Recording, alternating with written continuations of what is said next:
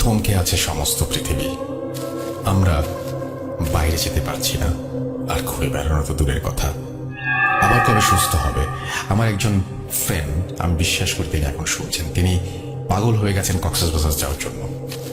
এবং তিনি মাঝে মাঝে আমাকে বলেন যে কক্সবাজার যাই, একটু ঘুরে আসি, কিন্তু এখন তো আসলে সেই পরিস্থিতি নয়। কক্সবাজারের প্রসঙ্গ কেন আসলো সেটা একটু বলি। এখন যে ঘটনাটা সেটা কক্সবাজার নিয়ে, এবং কক্সবাজারে আমি ঘুরতেও গিয়েছি, ভয়ের সন্ধানেও গিয়েছি। সেখানে অদ্ভুত অদ্ভুত টাইপের জায়গা রয়েছে, যে সমস্ত জায়গা নিয়ে অদ্ভুত সব ঘটনা রয়েছে। এরকম পাহাড়ও আপনি খুঁজলে পাবেন যে পাহাড়ে মানুষ গেলে আর ফিরে আসে না। আবার এমন সৈকতও আছে যে সৈকতে অনেক অলৌকিক কিছু দেখা যায়, অনেক অলৌকিক ঘটনার সাক্ষী হয়ে আছে সমুদ্রের ঢেউ, বালি আর বিস্তীর্ণ সৈকত। দেখতে পাচ্ছেন কক্সবাজার, দেখতে পাচ্ছেন ঢেউগুলো, শুনতে পাচ্ছেন। এবার চোখ বন্ধ করুন, মন দিয়ে শুনুন আমাদের কক্সবাজারের ঘটনাটি।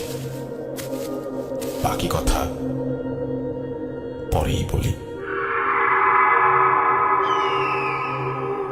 সালাম আলাইকুম রাসেল ভাই, আমি ফয়সাল বলছি টেক্সাস ইউএসএ থেকে।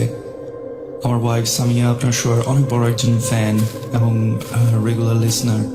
তো ওর রিকোয়েস্টে আজকে আমি আমার জীবনে ঘটে যাওয়া একটি ঘটনা শেয়ার করছি আপনাদের সাথে। ঘটনাটা আমার জীবনে ঘটে 2004-05 দিকে। তখন আমি ইউনিভার্সিটিতে পড়ি, ফার্স্ট ইয়ার অথবা সেকেন্ড ইয়ার হবে। তা আমি আর আমার এক ফ্রেন্ড, আমরা দুজন মিলে ঠিক করি যে আমরা 3-4 দিনের জন্য কক্সবাজার বেড়াতে যাব। তো কোনো কিছু ঠিক ছিল না, হুট করে প্ল্যান করা যে যাব। তো কোথায় উঠবো, কি করব তারও কোনো ঠিক ছিল না। তো যাই হোক, তো আমরা প্ল্যান করি যে আমরা রাতের ট্রেনে চিটাগং যাব। সকালে চিটাগং পৌঁছে ওখানে আমার এক আত্মীয়ের বাসায় কিছুক্ষণ থেকে দুপুরের বাস ধরে আমরা কক্সবাজার যাব, এবং দিনের আলো থাকতে থাকতে যাতে কক্সবাজার পৌঁছে যাতে আমরা একটা দেখে শুনে একটা কোনো একটা হোটেলে উঠবো। তো এটাই ছিল প্ল্যান, যে কথা সে কাজ। তো আমরা রাতের ট্রেনে উঠে গেলাম চিটাগংয়ের উদ্দেশ্যে। তো ভোরে ওখানে পৌঁছে আমার রাতের বাসায় উঠলাম। তো ওখান থেকে বের হতে হতে একটু দেরি হয়ে যায়, বিকাল হয়ে যায় কক্সবাজারের বাসে উঠতে উঠতে। তো বাস যখন কক্সবাজারে পৌঁছায় তখন অলরেডি সন্ধ্যা হয়ে গেছে, অন্ধকার হয়ে গেছে। তো বাসের কন্ডাক্টর আমাদেরকে বলতেছে যে আপনারা কোথায় নামবেন। তো যেহেতু আমরা চিনি না, যাই না, ফার্স্ট টাইম একা একা কক্সবাজার আসছি, তো আমরা বলতেছি যে আমাদেরকে একদম লাস্ট স্টপে নামিয়ে দেয়। কারণ তখন মনে করছিলাম যে লাস্ট স্টপটাই হবে হয়তো ওই কক্সবাজারের মেইন যেই বিচটা, যেখানে আপনার মার্কেট হোটেল গুলো আছে। তো আস্তে আস্তে একটা একটা সব যাত্রী বাস থেকে নেমে গেল। তো লাস্টে যে বাস স্টপে আসলাম, দেখি বেশ শুনশান অন্ধকার একটা জায়গা। আমরা বললাম যে এটা কোথায় আসছেন? বাসে কর্নার বলছি কেন, এটাই তো আমাদের লাস্ট স্টপ, এখান থেকে আমরা ইউটার্ন নিয়ে চলে যাব। তো আমাদেরকে ওখানেই নামাই দিল। তো নেমে দেখি যে আশেপাশে কোনো দোকানপাট দেখি না, একটু অন্ধকার, এবং ওখানে আমি আর আমার ফ্রেন্ড ছাড়া, আমরা দুজন ছাড়া আর কেউ নেই। তো আমি আমার ফ্রেন্ডকে বললাম যে কি করবি এখানে, এখানে তো কিছু দেখতেছি না।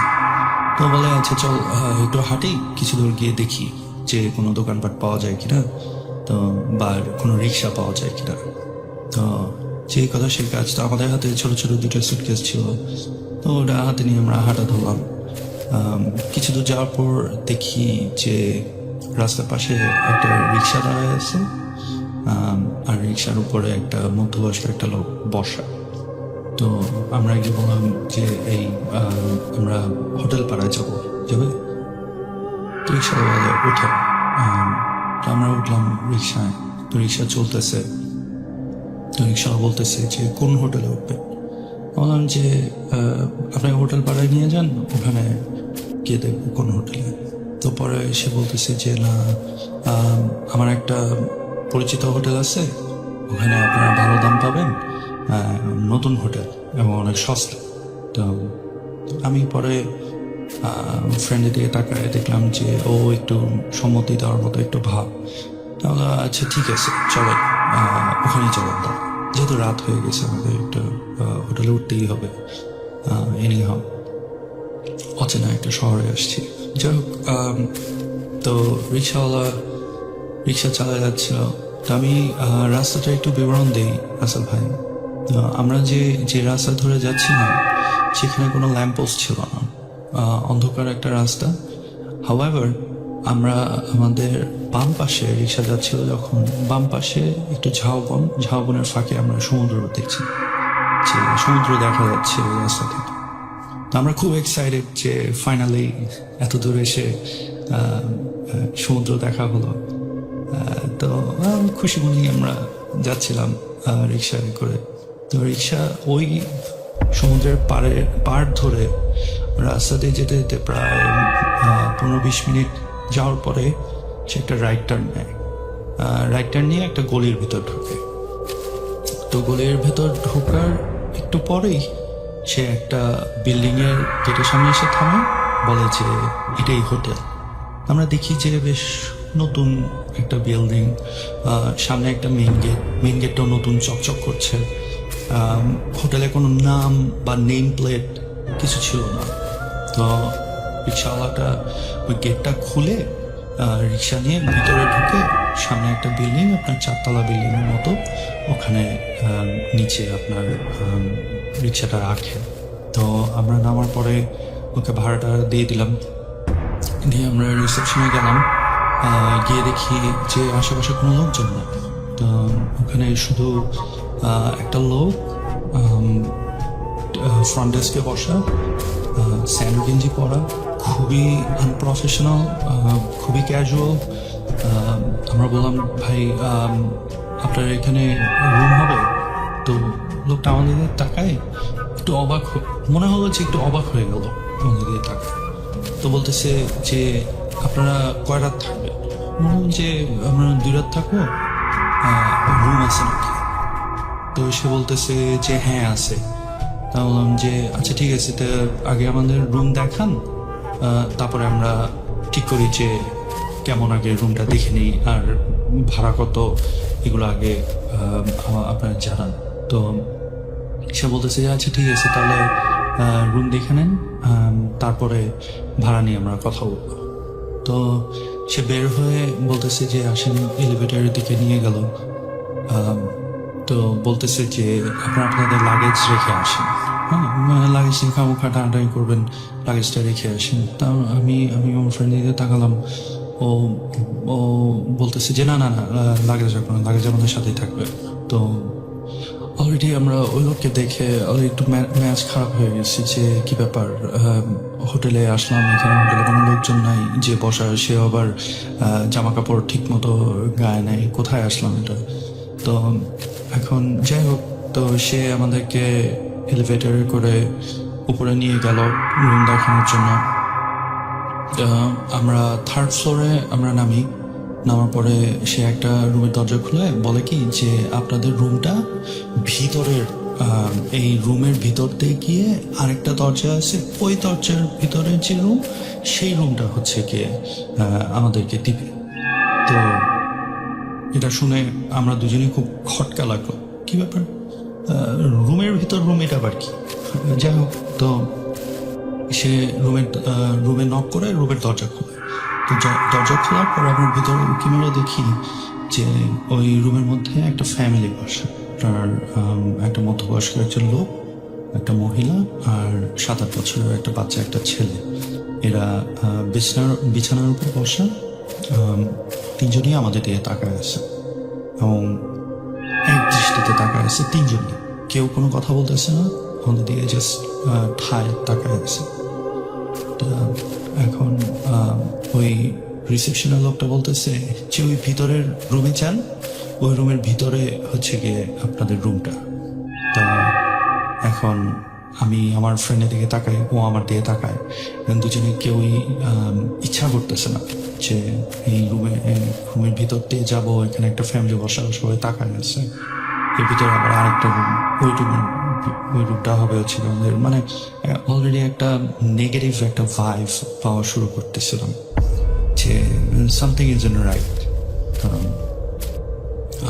আমার ফ্রেন্ড বলে কি যে তুই গিয়ে ভিতরে দেখায়, আমি বাইরে দাঁড়াই। এখন ওই ক্যাটাকে বলতেছে যে না, আপনারা দুজনেই যান, সমস্যা কি, দুজনেই দেখে আসেন। তো আমার ফ্রেন্ড বলে যে না, আমাকে বলতেছে যে তুই গিয়ে একটু দেখে আয়। তো আমি রুমের ভিতরে ঢুকি, ঢোকার পর যখন বেডটা ক্রস করে আমি এদিকে আসি, দেখি যে ওই যে ফ্যামিলিটা ভিতরে রুমের ভিতরে বসা, এরা ঘুরে আমার দিকে তাকায় আছে। মানে ওদের চোখ আমাকে ফলো করতেছে। তো আমি ওই রুমটা ক্রস করে আমার পাশে যে ডোরটা, আরেকটা রুমের যে ডোরটা খুলে আমি জাস্ট ভিতরে একটু উঁকি মারি দেখি যে নর্মাল পরিপাটি একটা রুম, একটা বেড, একটা ডেস্ক আছে। I think that's it all. তো আমি আর রুমের ভিতরে আমি আর ঢুকি না। তো আমি জাস্ট মাথাটা একটু উঁকি মেরে, লাইট জ্বালায় একটু উঁকি মেরে আমি জাস্ট দেখে আমি বের হয়ে আসি। তো বের হয়ে এসে আমি আর আমার ফ্রেন্ড, আমরা দুজনেই ওই রুম থেকে বের হয়ে আমরা হোটেলের করিডোরে এসে দাঁড়াই। তো দাঁড়ানোর পরে তখন ওই যে রিসেপশনিস্ট, সে বলতেছে যে আপনাদের কি রুম পছন্দ হয়েছে, আপনারা কি এখনই উঠবেন? আমরা বলতেছি যে আপনার রুমের ভাড়া কত? তো সে তখন বলতেছে ভাড়া 150 টাকা, কিন্তু আপনারা বললে এটা 100 টাকায়, আপনারা যদি 2 রাত থাকেন তাহলে 100 টাকা, আপনারা 200 টাকা দেবেন। তখন আরো একটু সন্দেহ হয় যে লাইক নতুন একটা বিল্ডিং, নতুন হোটেল, 100 টাকা per night, it's too cheap. আমরা অন্যান্য ফ্রেন্ডরা যারা কক্সবাজার এসে ঘুরে গেছে, তো ওরা বলছে 200-300 টাকার নিচে হোটেলের রুম পাওয়া যায় না, তাও পুরোনো হোটেলগুলো। তো সেইখানে এসে এত কমে দিতে চাচ্ছে, তো তখন একটু সন্দেহ হয়। তো আমি আমার ফ্রেন্ডের কানে বলি যে নিচে চল, নিচে গিয়ে একটু কথা বলি। তো তখন আমি বললাম যে আচ্ছা ঠিক আছে, নিচে চলেন, নিচে গিয়ে আমরা ডিসাইড করি যে আমরা উঠবো কি উঠবো না। তো তখনই ওই রিসেপশনিস্ট বলতেছে যে আমাদের কেয়ারটেকার আছে, সে আপনাদের লাগেজ নিয়ে রুমে সেট করে দিবে, আপনারা নিচে চলেন, গিয়ে আমরা আপনার রুমটা বুকিং দিয়ে দিব। তো তখন দেখি যে সিঁড়ি দিয়ে বেশ দারোয়ানের ড্রেস পরা একটা লোক সে সিঁড়ি দিয়ে উঠে এসে আমাদের লাগেজ উঠানোর জন্য আসতেছে। তো যেই ড্রেস পরা লোকটা, তাকে দেখে আমার মনে হচ্ছে লোককে আমি কোথায় যেন দেখছি, চেহারাটা চেনা লাগতেছে। তো তাকে আর আমাদের লাগেছে, আমরা বলছি যে না, আগে নিচে চলেন, আমরা নিচে গিয়ে করি, নিচে গিয়ে কথা বলি। তখন সে আমাকে বলতেছে, ওই রিসেপশনিস্ট বলতেছে যে না, আপনারা তো রুম দেখে ফেলছেন, আপনাদেরকে তো এখন উঠতেই হবে। সে ইনসিস্ট করা শুরু করছে। তখনই আমার ম্যাচ গরম হয়ে যায়। তখন তার সাথে তর্কাত কিছু, কি বলেন, আমরা তো আসছি রুম দেখতে, রুম দেখা মানে তো আর রুম ভাড়া করাটা। তো এরকম কথা, তার সাথে একটা দুটা কথা হইতেছে, কথা চালাচালি করতেছি।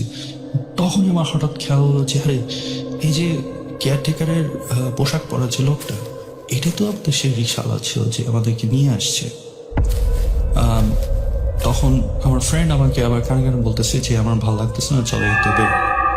তখন আমি বলতেছি যে আচ্ছা ঠিক আছে, আপনারা লিফটে করে আপনারা যান, আমরা আসতেছি, একটু কথা বলে দিই আমার ফ্রেন্ডের সাথে। সেই লোকটা নাচরবান্ধা হয়ে গেছে, আমাদেরকে রুমে ঢুকেছে। আর ওইদিকে যে রুমের ভিতরে যে ফ্যামিলিটা ছিল, এরা দরজা খুলে আমাদের দিকে তাকায় গেছে। তারা 3 জনই, মা, বাবা এবং 7 বছরের বাচ্চাটা। এবং এরা কেউ কারোর সাথে কথা বলতেছে না, এরা ঠায় আমাদের দিয়ে তাকায় আছে। তখন আমরা লাগেজ হাতে নিয়ে আমি তখন আমার ফ্রেন্ডকে বলে চল নিচে চল। তো ওরা বলতেছে যে কি আপনার রুমে উঠবেন না, এনে আসি না। তখন আমরা বলতেছি আসেন নিচে আসেন, বলে আমরা সিঁড়িতে নামা শুরু করছি। তো তখনই আমি আমার ফ্রেন্ডকে বলি যে দেখছো ওই কেয়ারটেকারটা কিন্তু ওই রিক্সাওয়ালাটি যে আমাদেরকে নিয়ে এসেছিল। তো তখন আমার ফ্রেন্ড আমাকে বলতেছে যে দোস্ত ভালো লাগতেছে না, মনে হইতেছে সামথিং ইজ রং, চলো আমরা এখান থেকে বের হয়ে যাই। আমরা সিঁড়ি দিয়ে যখন লাস্ট মানে আমরা 3 তলায় ছিলাম, তো যখন 2 তলা পর্যন্ত নেমে লাস্টের কয়েকটা ধাপ বাকি, তখনই দেখি যে হঠাৎ বিল্ডিংয়ে পাওয়ার চলে গেল। তখন আমার প্রচণ্ড ভয় লাগে যে কি হইতেছে, এরকম কেন হচ্ছে। আমি তখন ফ্রেন্ডকে বলি যে চলো নিচে তারা হোটেল থেকে বের হয়ে যাই। পাওয়ার চলে গেছে। তো আমরা যখন সিঁড়িতে নামছি, সিঁড়িতে নামার পর সিঁড়ি থেকে বের হয়ে আমি আসলে বুঝতেছিলাম না যে কোন দিকে মেইন রোডটা ছিল, কারণ আমরা ওঠার সময় তো আমরা এলিভেটর দিয়ে উঠি। তো সিঁড়িতে নামার পরে আমি বুঝতেছিলাম না যে আসলে ফ্রন্ট ডেস্কটা কোন দিকে ছিল। তো আমি আমার ফ্রেন্ডকে বলতেছি যে দেখ অন্ধকারে হারা যাস না, তুই ইয়ে কর, চল আমরা সামনের দিকে আগাই, যেদিকে আলো পাই ওদিকে যাই। হ্যাঁ, তো তখন তো এত ফ্ল্যাশ লাইট কিছু ছিল না আমাদের সেলফোনে। তো আমরা আসলে মোটামুটি অন্ধকারের মধ্যেই হাতড়াহাতি করতেছিলাম যে কিভাবে বের হবো এখন। তো তখন আমার ফ্রেন্ড বলে ও যে ওইদিকে আলো দেখা যাচ্ছে, ওদিক চল। তো আমরা ওইদিকে হাঁটা দিই, এবং হাঁটা দেওয়ার সময় একটু আগাতে গিয়ে আমি একটা জায়গায় একটু বাড়ি খাই। তো বাড়ি খাওয়ার পরে তখন অন্ধকারে আমি হাতে যেখানে বাড়ি খেলাম সেখানে মনে হলো যে ওটা ফ্রন্ট ডেস্কই ছিল। আর বাইরে খুব খুটখুটে অন্ধকার, একটু কোনো চোখে কোনো আলোই দেখা যাচ্ছিল না। তখন আমার ফ্রেন্ড আবার এক পাশ থেকে বলতেছে তো আমি মেইন ডোর পাইছি। আমি বলছি গিয়ে চলো বের হই এখান থেকে। তো আমি আমার ফ্রেন্ডের ভয়েস ফলো করে আমরা ওখান থেকে বের হলাম। তো ও যখন গেট খুলে বের হলো, বের হওয়ার পরে আমরা দুজনেই অনেক বড় রকমের একটা শক খেলাম। এবং এখন আমার ফ্রেন্ড বলতেছে আমরা কি এখানেই আসছি। আমি আশেপাশে তাকায় দেখি যে সব জায়গায় অন্ধকার, আর মানে মিলছে না যে আমরা যেইটা দেখে আমরা হোটেলে ঢুকলাম, হোটেল থেকে বের হওয়ার পর চোখের সামনে অন্য জিনিস দেখতেছি। তো তখন আমরা হোটেলের এন্ট্রান্স থেকে একটু সামনে আগে এসে মেইন গেটের দিকে যাব। মেইন গেটের দিকে তখন আমি মেইন গেটটা ধরে আমি ওটা ওপেন করতে নেই। এবং তখন দেখি যে মেইন গেটটা অনেক পুরোনো জং ধরা। আমার কাছে মনে হলো যে এটা তো পুরোনো জং ধরা হবে কেন, কারণ আমরা ঢোকার সময় তো দেখলাম যে brand new building, brand new gate, সব চকচক করতেছে। কিন্তু মেইন ডোর যখন আমি হাত ধরে খোলার চেষ্টা করতেছি, তখন দেখি যে জং ধরা এবং পুরোনো, মানে কোনো কিছু মেক সেন্স করতেছে না। তো আমি গেট খুলে আমি আমার ফ্রেন্ডকে বলি তুই বের হও, আমি বের হচ্ছি। তো ও বের হয়ে যায় মেইন গেট দিয়ে। তো আমি যখন হব তখন আমি একটু ঘুরে আমি পিছনে তাকানোর পর যেটা দেখলাম রাসেল ভাই, আমি আসলে ওটার জন্য প্রস্তুত ছিলাম না।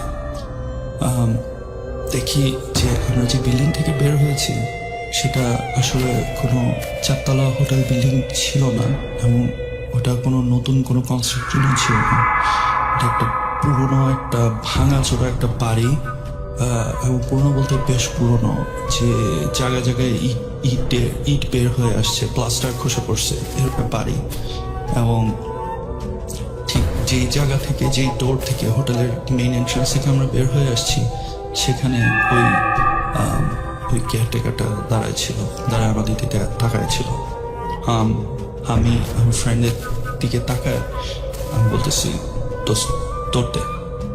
তো এটা বলেই আমার হাতে যে লাগেজটা ছিল ওটা আমি 2 হাতে জড়ায় ধরে আমি দৌড়ানো শুরু করি, এবং আবার কথা শুরু। ওর ফ্রেন্ডও আমার পাশে, ও দৌড়ানো শুরু করে, এবং দুজনেই আমরা এত ভয় পাই প্রচণ্ড ভয় ভয় পাচ্ছিলাম এবং কেউই আমার পিছনের দিকে তাকানোর সাহস করতে পারতেছিলাম না।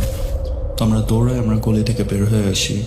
বের হয়ে যে মেইন রোডে এসে পড়ি, ওখানে যেখান থেকে আমার আমার আমার কাছে মনে হচ্ছিল যেখান থেকে আমরা আসছিলাম তা সেদিকে আমরা দৌড়ানো শুরু করি এবং রাস্তায় কোনো ল্যাম্পপোস্ট নাই, অন্ধকার, এবং আমরা দৌড়াতে থাকি এবং জানি না কতক্ষণ ধরে দৌড়াচ্ছিলাম।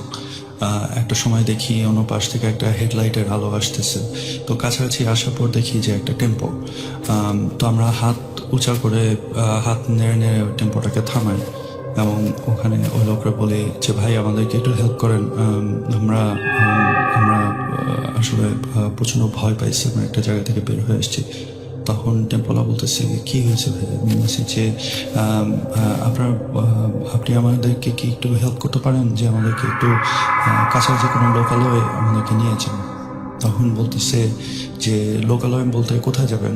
আমি বলছি যে আমরা তো আসছি ঢাকা থেকে, আমরা হোটেলে উঠবো, তো আমাদেরকে কাছাকাছি ওই কোনো লোকালয়ে নিয়ে যান, ওই বিচের পাড়ে যে হোটেল পাড়া আছে আমরা ওখানে যাবো, আমাদেরকে ওখানে নিয়ে যান। তখন সে বলতেছে যে আচ্ছা উঠেন, কিন্তু ওটা তো অনেক দূর হবে। আমি বলছি দূর মানে? পরে বলতেছে যে না আপনাদের তো ওখানে বিচে যেতে হবে। তো আমি তখন বলতেছি কেন, আমরা তো বিচের পাড়েই তো আছি, কারণ আসার সময় মানে আমার মনে আছে আসার সময় রিক্সা দিয়ে আসার সময় আমরা আমাদের বাম পাশে সাগর দেখতে পাচ্ছিলাম। তো পরে কথা না বাড়ায় আমরা টেম্পোতে উঠি, টেম্পোটা খালি ছিল। তো সে বলতেছে যে আপনারা তো বিচ থেকে অনেক দূরে, এখন আপনারা তো অনেক শহরেরই বাইরে অনেক দূরে আছে, তো এখান থেকে তো আপনাদের ওই আবার পিছিয়ে ব্যাক করতে হবে। বলছে ভাই যা করতে হবে আপনার করেন, আমাদেরকে জাস্ট পিছিয়ে পাড়ে হোটেল পাড়ায় নিয়ে যান। এবং লোকটা বলে যে হ্যাঁ একটু দূর আছে, তা আপনারা একটু ভাড়া বেশি দিতে হবে, আমার তো আজকে আমার ট্রিপ শেষ। আমি বলছি যে ভাই টাকা পয়সা নিয়ে চিন্তা করেন না, আপনি যত টাকা লাগিয়ে দেবো আপনি চান। পরে সে বলে আচ্ছা ঠিক আছে। তো সে ওদেরকে নিয়ে যায়। রাসেল ভাই আমরা বিচ থেকে প্রায় 45 মিনিটস দূরে ছিলাম। সে যখন আমাদেরকে বিচের পাড়ে ওই হোটেল পাড়ায় নিয়ে আসে, আমি ঘড়ি ধরে দেখি যে 45 মিনিটস লাগছে আমাদের ওখানে আসতে। তো ওখানে পৌঁছানোর পর আমি আর আমার ফ্রেন্ড আমরা দুজনের কথা না বাড়ায় আমরা সাগরের পাড়ে গিয়ে বসি, বিচে গিয়ে বসি। বসার পর চাই না কতক্ষণ ওখানে শুয়ে বসেছিলাম, বাট কেউ কারোর সাথে কথা বলতেছিলাম না। অনেকক্ষণ পরে যখন একটু সেন্স ফিরে আসলো, তখন আমি বললাম যে এটা কি হলো। তখন আমার ফ্রেন্ড বলতেছে যে আমি আর এখানে থাকবো না, আমি বাসায় ঢাকায় ব্যাক করবো। বলছি অ্যাটলিস্ট রাতটা তো কোথাও থাকতে হবে। অলরেডি তখন রাত 10টা 11টা বেজে গেছে। তো আমি বললাম যে আচ্ছা ঠিক আছে চল একটা হোটেল নিয়ে আমরা রাতটুকু কাটাই, দিন আমরা চলে যাই। তো আমাদের ট্রিপের মজাটা একদম মাটি হয়ে গেছে, আমরা যা এক্সপিরিয়েন্স করছি এটার পরে। তো যাই হোক ওখানেই আমরা পিছিয়ে পাড়ে একটা হোটেল এক রাতের জন্য ভাড়া করি। পরদিন দুপুরে আমরা বাসে করে আমরা ঢাকার উদ্দেশ্যে রওনা দিয়ে চলে আসি। তো এই ছিল আমার ঘটনা রাসেল ভাই, অনেক ধন্যবাদ এটি শেয়ার করার জন্য। অনেক ভালো থাকবেন এবং আপনার লিসেনারদেরকে আমার পক্ষ থেকে অনেক শুভেচ্ছা। কে তুমি? The fear returns with Russell.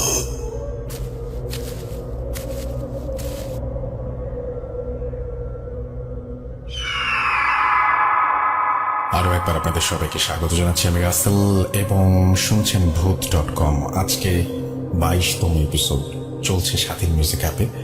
আপনারা যারা এই মুহূর্তে আমাকে মেসেজ পাঠাচ্ছেন আমি প্রত্যেকটাই দেখতে পাচ্ছি এবং আপনাদের মেসেজের উত্তর দেই আমি সবসময়, সেটা আপনারা জানেন। সুতরাং আমি চাইবো যে আপনারা মেসেজ করে যান এবং একটু কাইন্ডলি প্লিজ সবাইকে জানাবেন যে ভূত.comটা স্বাধীন মিউজিক অ্যাপে হয় এবং এইখানে যেন সবাই এসে শোনেন। এবং সবাইকে অনুরোধ করছি বেশি বেশি করে ঘটনা পাঠানোর। আমরা প্রচুর ঘটনা চাই, আরও অসংখ্য অনেক অনেক ঘটনা চাই প্রতিদিন। মানে যত বেশি ঘটনা পাঠাবেন তত বেশি আমাদের ভূত.কমকে সামনে এগিয়ে নিয়ে যাওয়া সম্ভব হবে। এখন যে ঘটনাটা বলবো সেই ঘটনাটা আসলে খুবই অদ্ভুত টাইপের। আপনারা কখনো শুনেছেন যে মানুষের ঘরে জিনের বাচ্চা হয়? একটা অদ্ভুত টাইপের ঘটনা। ঘটনাটা বেশ অন্যরকম। শুনুন মন দিয়ে, এবং আমাকেও আপনারা এরকম ঘটনা পাঠান। আমাদের ইমেল অ্যাড্রেস হচ্ছে russell.booth.com@gmail.com। আপনার নাম, ঠিকানা এবং ফোন নাম্বার সহ আপনার জীবনে ঘটে যাওয়া বা আপনার জানা সেরা ঘটনা লিখে পাঠান। ঘটনা শুরুতে অবশ্যই উল্লেখ করুন যে ঘটনাটি আপনি স্টুডিওতে এসে শেয়ার করতে চান, নাকি আপনি চান আপনার ঘটনা আমরা পড়ে শোনাই। যারা দেশের বাইরে রয়েছেন তারা সরাসরি অডিও ক্লিপ পাঠাতে পারেন বা লিখেও পাঠাতে পারেন ঘটনাটি। এখন যেটা করব, সরাসরি চলে যাব আমাদের পরবর্তী ঘটনায়। আশা করছি সাথেই থাকবেন। আসসালামু আলাইকুম রাসেল ভাই, আশা করি আপনার শ্রোতা এবং ভক্তরা সবাই ভালো আছে। আপনার কথা জিজ্ঞাসা করলাম না, কেননা আমরা সবাই জানি আপনি সবসময় ভালো অর্থে। আমি সাইফুল ইসলাম, বর্তমানে ঢাকার খিলক্ষেত বসবাস করছি। আজকে আমি কোনো গল্প শেয়ার করব না, আমি একটি ঘটনা শেয়ার করব। ঘটনাটি শুরু করার পূর্বে শ্রোতাদের উদ্দেশ্যে বলতে চাই, ঘটনাটির কিছু কিছু অংশে আপনাদের কাছে অবিশ্বাস্য মনে হতে পারে। সেক্ষেত্রে আমি রাসেল ভাইয়ের সাথে তাল মিলিয়ে বলতে চাই, বিশ্বাস করা বা না করাটা সম্পূর্ণ আপনাদের ব্যাপার। ঘটনাটি আজ থেকে 57 বছর পূর্বে আমার বাবার সাথে ঘটে যাওয়া। আমার দেশের বাড়ি হচ্ছে ব্রাহ্মণবাড়িয়া জেলায়। কথা না বাড়িয়ে আমি সরাসরি ঘটনায় চলে যাচ্ছি। ঘটনাটি আমাদের গ্রামের মুরব্বীরা সবাই জানে। আমি রিকালেকশন করেছি আমার এক শ্রদ্ধেয় বড় চাচার কাছ থেকে। আমার আব্বু যখন জন্মগ্রহণ করে তখন বিকাল প্রায় আনুমানিক 4টা থেকে 5টা হবে। জন্মের পর থেকে একটা সমস্যা দেখা দিয়েছিল যে আমার বাবা তখন তার মায়ের দুধ পান করছিল না, শুধু চিৎকার করছিল। এরকম করে প্রায় রাতের 8টা থেকে 9টা পর্যন্ত বেজে যায়। তখন পাড়ার সবাই বলে বিষয়টা স্বাভাবিক মনে হচ্ছে না, তুমি বরং এক কাজ করতে পারো, আমাদের বড় মসজিদ থেকে, ওই বড় মসজিদের হুজুরের কাছ থেকে তুমি একটা তাবিজ আনতে পারো। রাসেল ভাই, বলে রাখা ভালো, আজ থেকে 50 থেকে 60 বছর পূর্বে মানুষের আস্থা এবং ভরসার জায়গা কিন্তু ছিল হুজুর, কবিরাজ। মানুষ কিন্তু প্রথমত হুজুর বা কবিরাজের কাছেই চিকিৎসা নিত। পরবর্তীতে যখন বিষয়টা সিরিয়াস পর্যায়ে চলে যেত তখন ডাক্তারের শরণাপন্ন হতো। বেশিরভাগ ক্ষেত্রেই ডাক্তার এবং কবিরাজরাই মানুষের চিকিৎসা দিয়ে থাকতো। তো সবার কথা অনুযায়ী আমার দাদা আমাদের গ্রামের বড় যে মসজিদ, সেটা আমাদের বাড়ি থেকে প্রায় 1 কিলোমিটার দূরে হবে, সেই মসজিদে হুজুরের কাছে যায় তাবিজ আনার জন্য। তো হুজুরের কাছে যখন যায়, যেতে যেতে প্রায় তখন রাতের আনুমানিক 11টা বেজে যায়। তো যাওয়ার পর হুজুরের কাছে সব বিস্তারিত ঘটনা বলে যে জন্মগ্রহণ করার পর থেকে সে চিৎকার করছে এবং মায়ের বুকের দুধ পান করছে না। তো হুজুর সম্পূর্ণ ঘটনাটি শুনে আমার দাদাকে একটা তাবিজ দেন। দেওয়ার পরে বলে যে তাবিজটা তোমাকে নিয়ে যেতে হবে, কিন্তু নেওয়ার সময় দেখবা যখন যদি তোমাকে কেউ পিছন থেকে ডাক দেয় বা কোনো ডিস্টার্ব করে বা কোনো কারণে বাধাগ্রস্ত করতে চায় তোমাকে, তুমি কিন্তু কোনো ক্রমে পিছন দিকে তাকাতে পারবে না। আর যদি কোনো কারণে তুমি তাবিজটা হারিয়ে ফেলো তাহলে কিন্তু সেটা আমার আয়ত্তের বাইরে চলে যাবে, পরবর্তীতে আমি এই বিষয়ে কিছু করতে পারবো না। লোকমুখে প্রচলিত আছে আমার দাদা খুব শক্তিশালী এবং সাহসী মানুষ ছিল। 2 থেকে 3 জনের কাজ উনি নিজে একাই করতে পারত। যদিও আমার দাদাকে দেখার সৌভাগ্য আমার হয়নি। বলে রাখা ভালো, আমার দাদা হুজুরের কাছে যাওয়ার সময় একটা লাঠি নিয়ে গিয়েছিল, যেটা সবসময় আমার সাথেই থাকতো। তাবিজ নিয়ে মসজিদ থেকে রওনা হতে হতে প্রায় রাত্রে আনুমানিক 12টা বেজে যায়। তখন আমার দাদা ভাবলো রাস্তা দিয়ে না গিয়ে যদি আমি শর্টকাটে যাই, মানে যদি জমির মাঝখান দিয়ে যাই, হয়তো আমার সময় অনেকটাই সেভ হবে। তো তারপর আমার দাদা তাবিজ নিয়ে বাড়ির উদ্দেশ্যে রওনা হলো।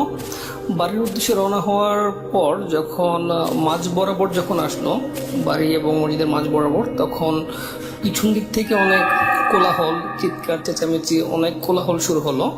তো হুজুরের কথা অনুযায়ী দাদা পিছনের দিকে তাকান না, তো সামনের দিকে হাঁটতে থাকেন। তখন এক পর্যায়ে পিছন থেকে একজন পরিচিত একজন লোক দাদাকে ডাক দেয়, এত রাতে তুমি কোথায় যাচ্ছ? তখন আমার দাদা ভাবলো, যাক পরিচিত একজন তাহলে পাওয়া গেল। যখনই দাদা পিছনের দিকে তাকায় তখন দেখে যে যিনি ডাক দিয়েছেন তিনি আসলে তার পরিচিত কেউ না, একটা অবয়ব। তো ওই অবয়বটার পাশে আরো অনেকগুলো অবয়ব ধীরে ধীরে মিলিত হচ্ছিল। তো এক পর্যায়ে ওরা আমার দাদাকে অ্যাটাক করে। তো আমার দাদা যেহেতু খুব সাহসী মানুষ ছিল, সেও তাদের সাথে এক প্রকার মানে ঝগড়া কি বলবো, ধস্তাধস্তিতে লিপ্ত হয়। যদিও ওরা অনেক সুপার ন্যাচারাল, ওদের সাথে তো আর যুদ্ধ করে পারা যায় না। শেষ পর্যন্ত আমার দাদা জীবন বাঁচানোর তাগিদে বাড়ির দিকে দৌড় দেয় এবং বাড়িতে এসে চিৎকার দিয়ে বাড়ির উঠোনে বেহুশ হয়ে পড়ে যায়। পরবর্তীতে বাড়ির সবাই দাদার মাথায় পানি ঢেলে দাদাকে হুঁশ ফেরান এবং সমস্ত ঘটনা জানতে চান। তো আমার দাদা সম্পূর্ণ ঘটনা সবাইকে বলে এবং তাড়াহুড়া করে লঙ্গির গিট যেখানে আমরা বাঁধি সেখানে তাবিজটা খোঁজার চেষ্টা করে, কিন্তু উনি দেখতে পান যে লঙ্গির গিট যেখানে আছে সেখানেই আছে, সবকিছু ঠিকঠাকই আছে, কিন্তু তাবিজটা আর পাওয়া যাচ্ছিল না। ওইদিকে আমার আব্বুর অবস্থা আগে যা ছিল তাই, চিৎকার চেঁচামেচি, মায়ের দুধ পান করছে না, এভাবেই ওই রাতটা কেটে যায়। পরের দিন যখন আবার হুজুরের কাছে যাওয়া হয়, হুজুর তখন বলে, আমার পক্ষে কিছু আর করা সম্ভব না, তোমার বাচ্চাকে হয়তো অন্য কোনো কিছু আসর করেছে, সেটা আমার পক্ষে কোনো সমাধান দেওয়া সম্ভব না। তো তিনি অন্য একটা হুজুরের ঠিকানা দেন, বলেন যে ওই হুজুরের কাছ থেকে তোমরা সেবা নিতে পারো বা চিকিৎসা নিতে পারো। তো যে বলা সেই কাজ, সে হুজুরের কাছে চলে যায়। সেই হুজুর বাড়িতে আসে, বাড়িতে আসার পর বাচ্চাকে দেখার পর তিনিও ভয় পেয়ে যায়। ভয় পেয়ে বলে যে এই বাচ্চার চিকিৎসা করা আমার পক্ষে সম্ভব না, তো আমি একটা কাজ করতে পারি যে বাড়িটা আমি বন্ধ করে দিয়ে যেতে পারি। তো এর পরবর্তীতে আমি অন্য একটা হুজুরের ঠিকানা দিচ্ছি, হয়তো তিনি কিছু একটা করতে পারে। তো তিনি বাড়ির চারদিকে বন্ধ করে দিয়ে যায়। তো যে হুজুরের ঠিকানা দেন সেই হুজুরের বাড়ি ছিল অনেকটাই দূরে, প্রায় 20 থেকে 30 কিলোমিটার দূরে। তো তৎকালীন সময়ে তো যোগাযোগ ব্যবস্থা ততটা উন্নত ছিল না, তো ওই দিন আর যাওয়া সম্ভব হয়নি। তো বাড়ি যেহেতু বন্ধ করে দিয়ে গিয়েছে, তো ওদিকে আশ্বস্ত ছিল যে হয়তো অন্য কোনো কিছু বাচ্চাকে নিয়ে যেতে পারবে না অথবা অ্যাটাক করতে পারবে না, কিন্তু সিমটম কিন্তু আগেরগুলোই ছিল, মায়ের দুধ পান করছেন এবং চিৎকার থামছেই না। তো পরের দিন ওই হুজুরকে আমাদের বাড়িতে আনার ব্যবস্থা করেন। তো বাড়িতে আসার পরেই বাড়িতে উঠানো পা রাখার পরে হুজুর বলে যে এখানে অনেক বড় ধরনের কোনো একটা সমস্যা হয়েছে, তো দেখি চিকিৎসা করা যায় কিনা। তো বাচ্চাকে দেখার পর আমার দাদিকে বলে, আপনারা আসলে কি বলবো, বলতে গেলে আপনারা খুব কষ্ট পাবেন। আপনারা যে বাচ্চাটা এখন দেখতে পাচ্ছেন সেই বাচ্চাটা কিন্তু আপনাদের না, সেটা জিনের বাচ্চা। আপনাদের বাচ্চাকে ওরা জন্মগ্রহণ করার পরই নিয়ে গিয়েছে। এখন যে বাচ্চাটা আপনাদের কাছে আছে সেটা আপনাদের কাছে থাকবে না, যে কোনো মুহূর্তে ওরা এটা নিয়ে যাবে। এই কথা শোনার পর হুজুরের কথা কেউ বিশ্বাস করতে চায় না। তো হুজুর প্রমাণস্বরূপ হাত পা বা বিভিন্ন কিভাবে যেন মাপযোগ করে প্রমাণ দেয় যে আসলে সেটা মানুষের বাচ্চা না। আর বলা হয় যে যদি মানুষের বাচ্চা হতো তাহলে তখন সে না খেয়ে থাকতে পারতো না, কিছু না কিছু সে একটা মুখে দিত। যে জিনের বাচ্চা হিসেবে সে মানুষের দুধ পান করবে না। তো আমি একটা সমাধান দিতে পারি, এটা খুব রিস্কি হয়ে যাবে। যদি আপনারা চান, না হয়তো আপনাদের বাচ্চা যদি আল্লাহ চায় তাহলে ফিরিয়ে দিয়ে যেতে পারে ওরা। তো হুজুর যে প্রসিডিওরের কথা বলে সেটা অনেকটাই ভয়ঙ্কর। কোনো বাবা মাই সৎ জ্ঞানে তার নিজের বাচ্চা বলেন আর যাই বলেন, নিজের বাচ্চাকে কখনো এরকম ঝুঁকির মুখে ফেলতে চাইবে না। তারপরেও সর্বশেষ চিকিৎসা হিসেবে হুজুরের কথাই তারা মানতে বাধ্য হয়, কেননা সেটা 2 থেকে 3 দিন পার হয়ে গিয়েছিল। তো হুজুরের প্রসিডিওরটা ছিল এরকম যে দোলনার মতো কিছুর মধ্যে একটা করে বাচ্চাকে সন্ধ্যার পর বাঁশঝাড়, যেটা বলে বাঁশঝাড়, সেই বাঁশঝাড়ের মধ্যে ঝুলিয়ে দিয়ে আসতে হবে। ঝুলিয়ে দিয়ে আসার পর কেউ দরজা জানালা কেউ কোনো কিছু খুলতে পারবে না, বাচ্চা ওই বাঁশঝাড়ের মধ্যেই থাকবে। তো যতক্ষণ না পর্যন্ত বাচ্চার কান্না থেমে যায় ততক্ষণ পর্যন্ত কেউ ঘর থেকে বের হতে পারবে না। তো শেষ পর্যন্ত উপায় না দেখে সেই প্রসিডিউরের দিকে আগায় সবাই।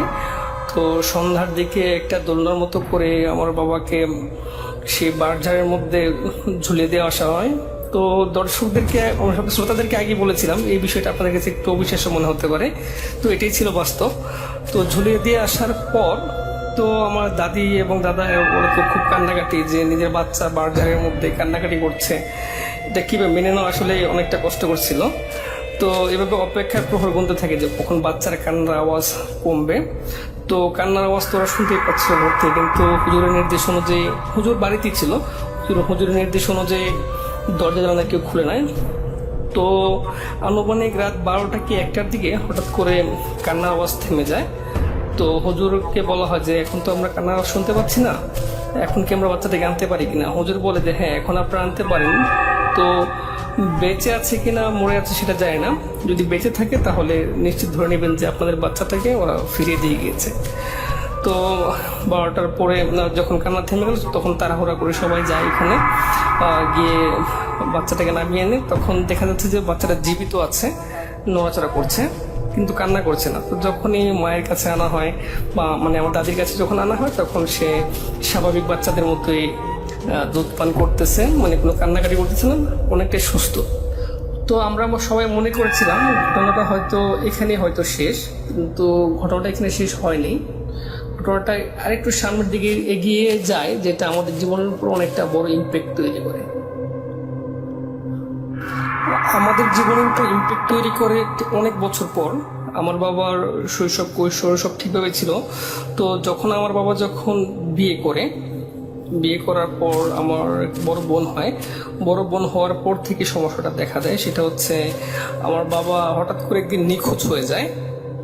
অনেক খোঁজাখুঁজির পরেও প্রায় 1 থেকে 2 বছর পর্যন্ত কোনো খোঁজ খবর পাওয়া যায়নি। তো 2 বছর পরে উনি আপনি আমাদের বাড়িতে ফিরে আসার পর যখন সবাই জিজ্ঞাসা করা হয় তুমি কোথায় ছিলা, কোথায় গেছিলা তোমার বাচ্চা রেখে, তখন আমার বাবা কিছু বলতে পারে না। তো আবার স্বাভাবিক জীবনযাপন করতেছে। এরকম করার পর আবার 3 বছর পর আবার সে নিখোঁজ হওয়ার পর সেই মুহূর্তে আমি জন্মগ্রহণ করি অবশ্য। তো নিখোঁজ হওয়ার পর আমি জন্মের পর আমি আমার বাবাকে দেখতে পাইনি, হয়তো সবাই যেটা বলে যে আমার বাবা ছিল না আমার পাশে। তো আবার আমার বয়স যখন 3 বছর হয় তখন আবার উনি আবার ফিরে আসার পর তো সবাই বলে যে প্রথমবার এরকম একবার করেছিল, সে এখন আবার এরকম সে নিখোঁজ হয়ে যায়। কিন্তু অবাক করার বিষয় হচ্ছে সে আসার পরে উনি কিছু বলতে পারেন, উনি বলতেছে কই আমি তো কোথাও যাই নাই, আমি তো একটু সকালে ঘর থেকে বের হলাম, আমি আজকে বাসায় আসলাম। ইনফ্যাক্ট আমি যে জন্মগ্রহণ করেছি সেটাও উনি মানে জানে না, যে ওনার বাচ্চা জন্মগ্রহণ করেছে, মানে সে অবাক, মানে এই ছেলে থেকে আসলো ইত্যাদি ইত্যাদি। তো রাসেল ভাই এভাবেই চলছিল, 2 বছর 3 বছর পর নিখোঁজ, আবার 1 বছর পরে ফিরে আসা। তো রাসেল ভাই আমার বয়স এখন 30 বছর, আমি ঢাকাতে একটা মাল্টিন্যাশনাল বাইং হাউসে জব করছি। তো দুঃখের বিষয় হচ্ছে আজ থেকে 3 বছর আগেও আমার বাবা সে একইভাবে বাড়ি থেকে বের হয়ে যায়। তো বাই দিস টাইম আমার মাও মারা যায়।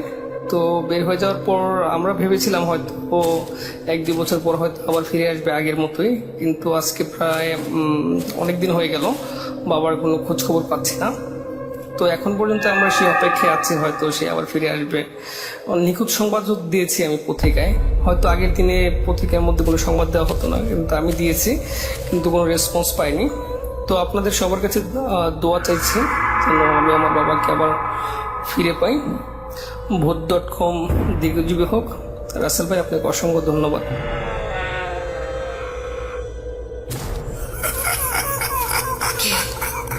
কে তুমি? Vote.com.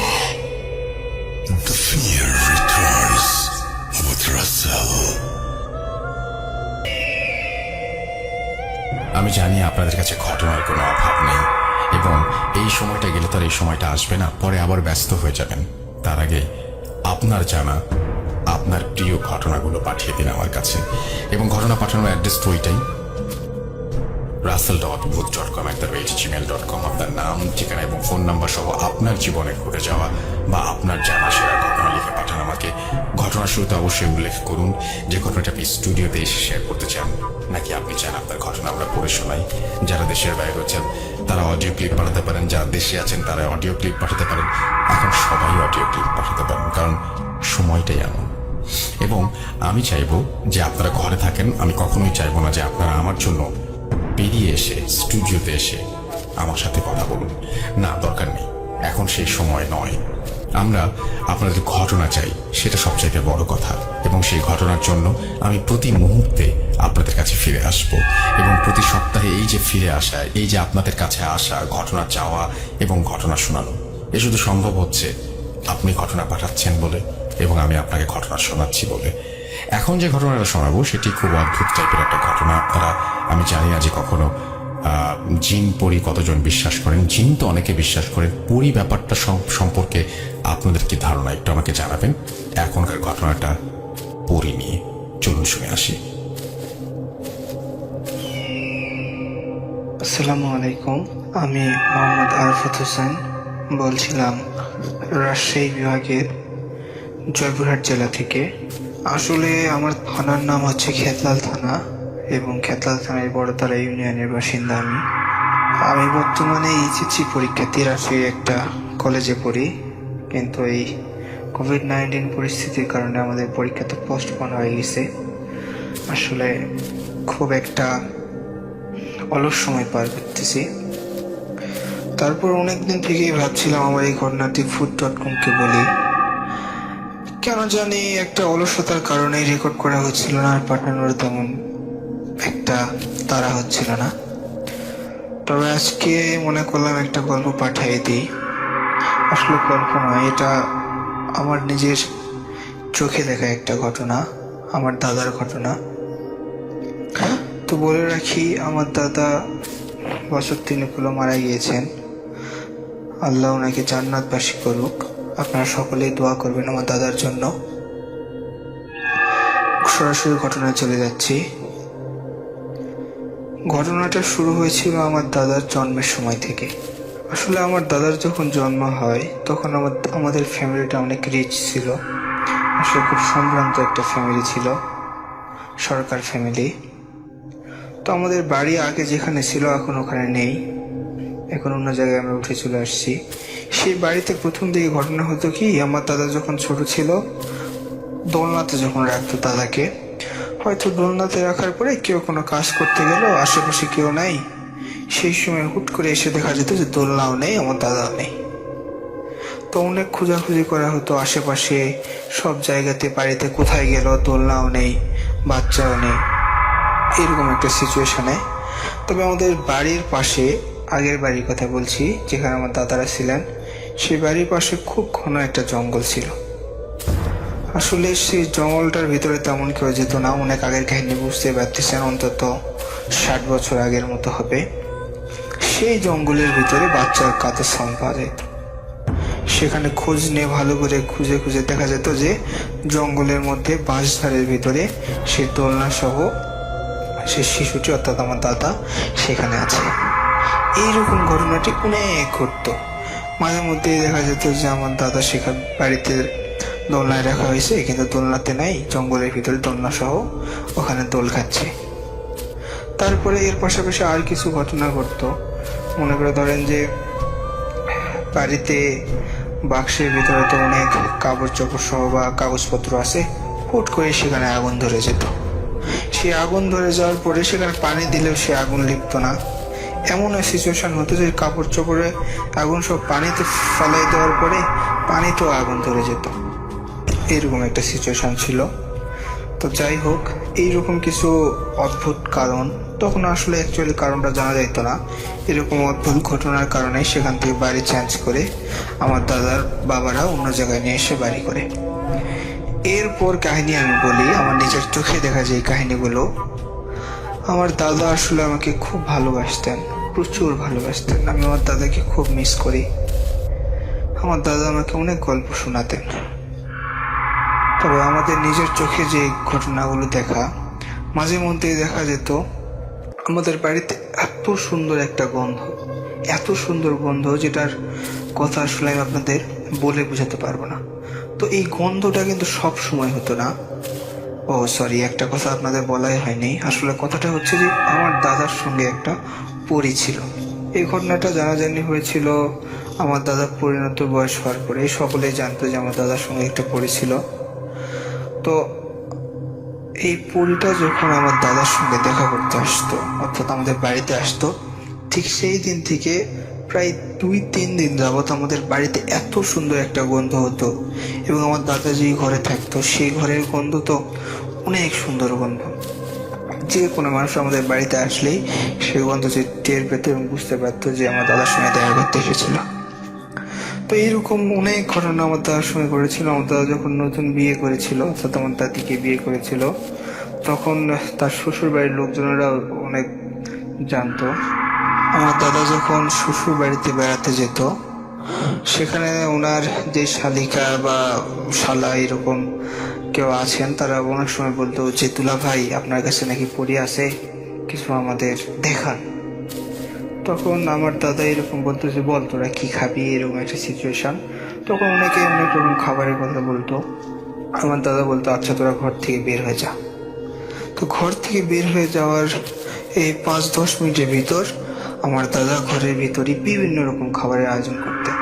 অনেক সময় দেখা গেছে যে অনেক ফলমূল সেখানে হুট করে জড়ো করছেন, বা পুরো এক গামলা ভর্তি মিষ্টি, অথচ একেবারে গরম মিষ্টি, এইরকম অনেক খাবার নিয়ে তাদেরকে চুমকে দিতেন। তার সকলে আসলে বিশ্বাস করতো যে তাদের কাছে কিছু আছে।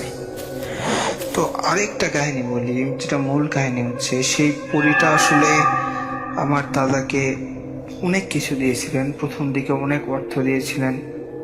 অনেক অর্থ দেওয়ার পরে দাদাকে এরকম বলেছিলেন যে 3টা মহিষ কিনতে বলেছিলেন, এবং এই 3টা মহিষের ভিতর একটা মহিষকে জবাই করে গ্রামের সব লোককে খাওয়াতে বলেছিলেন। তো কথা মতো আমার দাদা 3টা মহিষ কিনেছিলেন, কিন্তু মহিষ কেনার পরে আসলে সে মহিষতে হাল চাষ করাতেন এবং মানুষকে খাওয়ানোর এই বিষয়টা জানি না কি কারণে তিনি এড়িয়ে গিয়েছিলেন, খাওয়াতে পারেননি। সেই সময় আসলে আমাদের পরিবারে খুব একটা দুঃসময় নেমে এসেছিল। সেই মহিষ 3টা পর পর মারা যায়, এবং লাস্ট যে মহিষটা ছিল সেই মহিষ এবং আমার নিজের দাদি একই দিনে মারা গিয়েছিলেন। তারপর থেকে আসলে সেই পরী বলি আর যেটাই বলি, ওনার সঙ্গে আমার দাদার খুব ভালো একটা সম্পর্ক ছিল না। তারপর থেকে যখনই সেই পরীটা দেখা করতে আসতো, আমার দাদা খুব কষ্ট পেত।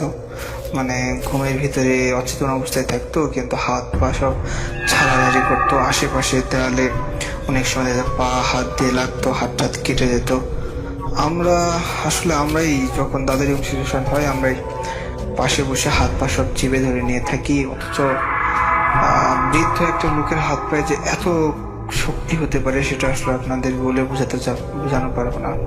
আমি নিজে অনেকবার আমার দাদার হাত পায়ে এরকমভাবে ধরেছিলাম যাতে ছোড়াছুড়ি না করে। তো আরেক দিনের ঘটনা, আমাদের আসলে নতুন একটা বাড়ি করছিল আমার চাচা। বাড়ি করার সময় আসলে গ্রাম অঞ্চলে দেখা যায় এই বাড়ি করার জন্য একটা মিলাদ পড়ানো হয়। আমাদের বাড়িতে অনেক আত্মীয়স্বজন আসছিল। আমরা সেই রাতে সবাই মিলে গল্প সল্প করছিলাম, তো আড্ডা দিচ্ছিলাম। এমন সময় বাইরে থেকে শব্দ আসছিল, এরকম একটা শব্দ যে আমাকে বাঁচাও। তখন আমরা বাইরে সবাই বের হয়ে দেখি যে আমার দাদা একটা গাছের সঙ্গে গাছে একটা ডাল ধরে আসলে ঝুলে আছেন। ঝুলে আসলে বলা ঠিক হবে না, একটা মানুষ উড়ে যাওয়ার সময় খুব কষ্ট করে কোনো জিনিস আঁকড়ে ধরলে যেরকম হয়, ঠিক এইরকম হয়ে আছেন। আমরা সকলেই দৌড়ে যাওয়ার সঙ্গে সঙ্গে আমার দাদা সেই গাছ থেকে পড়ে যায়। আসলে আমার চাচা আমার দাদাকে ধরেছিলেন, সেজন্য বেশি ক্ষতি হয় নাই। তো সেদিন আমার দাদা বলেছিলেন ওই দিন যদি ওনাকে নিয়ে যেতে পারতেন সেই পরীরা, তাহলে হয়তো সেনাকে আর কোনোদিন ফেরত দিত না। আমার দাদাকে তারা অনেকবার আসলে প্রপোজাল দিয়েছেন যে তাদের সঙ্গে চলে যাওয়ার জন্য। দাদা যাননি, এই জন্য তাদের রাগটা আরও আসলে বেশি। যখনই আসতো অনেক কষ্ট দিত। এরকম হুট করে দেখা যায় যে রাতের বেলা ঘরে শুয়ে আছে আমার দাদা, ভিতর থেকে আসলে ছিটকে নিয়ে, যেটা খিল বলি দরজার, সে জিনিসটা লাগিয়ে দেওয়া আছে, কিন্তু ভিতর দাদা নেই। 2-3 দিন কোনো খোঁজ পাওয়া যেত না। হুট করে একদিন দেখা যেত আমাদের মাঠের মাঝখানে পড়ে আছেন। সেখান থেকে লোকজনেরা আসলে খুঁজে পেলে বাড়িতে এনে দিয়ে যেত। এইরকম অনেকবার হয়েছে, অনেকবার আমাদের নিজের চোখে দেখা ঘটনা। তো আমি দাদাকে বলেছিলাম, দাদার কাছ থেকে আর শুনেছিলাম, আসলে আমার দাদা বলেছিলেন যে উনি নাকি ওই পরীকে বিয়ে করেছিলেন এবং ওই পক্ষে একটা বাচ্চাও আছে। এই সমস্ত অনেক কাহিনী আমাদের বাড়িতে ঘটতো। তবে কাহিনীটা হয়তো অনেক ভৌতিক নয়, তবে অলৌকিক বটে। এই কাহিনী যে সত্যি তার যথার্থ প্রমাণ আমি নিজেই। আজকের এই বিজ্ঞানের যুগে এই কাহিনীটা হয়তো অনেকে বিশ্বাস না করতে পারে নিজের চোখে না দেখলে, কিন্তু আমরা আমাদের পরিবারের সবাই নিজের চোখে যে ঘটনাগুলোকে দেখেছি এবং এই ঘটনাগুলোকে আমরা বিশ্বাসও করি। আজকে আমার দাদা বেঁচে নেই। আমি যখন ক্লাস 10-এ ছিলাম তখন আমার দাদা পৃথিবী থেকে বিদায় নিয়েছেন। দাদার কথা আমার খুব মনে পড়ে। তবে আমার দাদার মৃত্যুর পর সেই রিলেটেড কোনো কিছু আমাদের বাড়িতে আর ঘটে না। সব কিছুই যেন কেমন একটা শিথিল হয়ে গেছে। 20 মিনিটের মাথায় এরকম হয়েছে যে কোনো একটা শব্দ বা কোনো একটা কিছুর জন্য বা ঘটনাটা এমন দিকে মোড় নিয়েছে যে ঘটনাটা আর সিলেক্ট করা সম্ভব হলো না। খুব খারাপ লাগে 21 মিনিট শোনার পরে যখন এরকম লাগে। এটা কিন্তু প্রতিনিয়তই হচ্ছে, প্রতিনিয়তই হয়।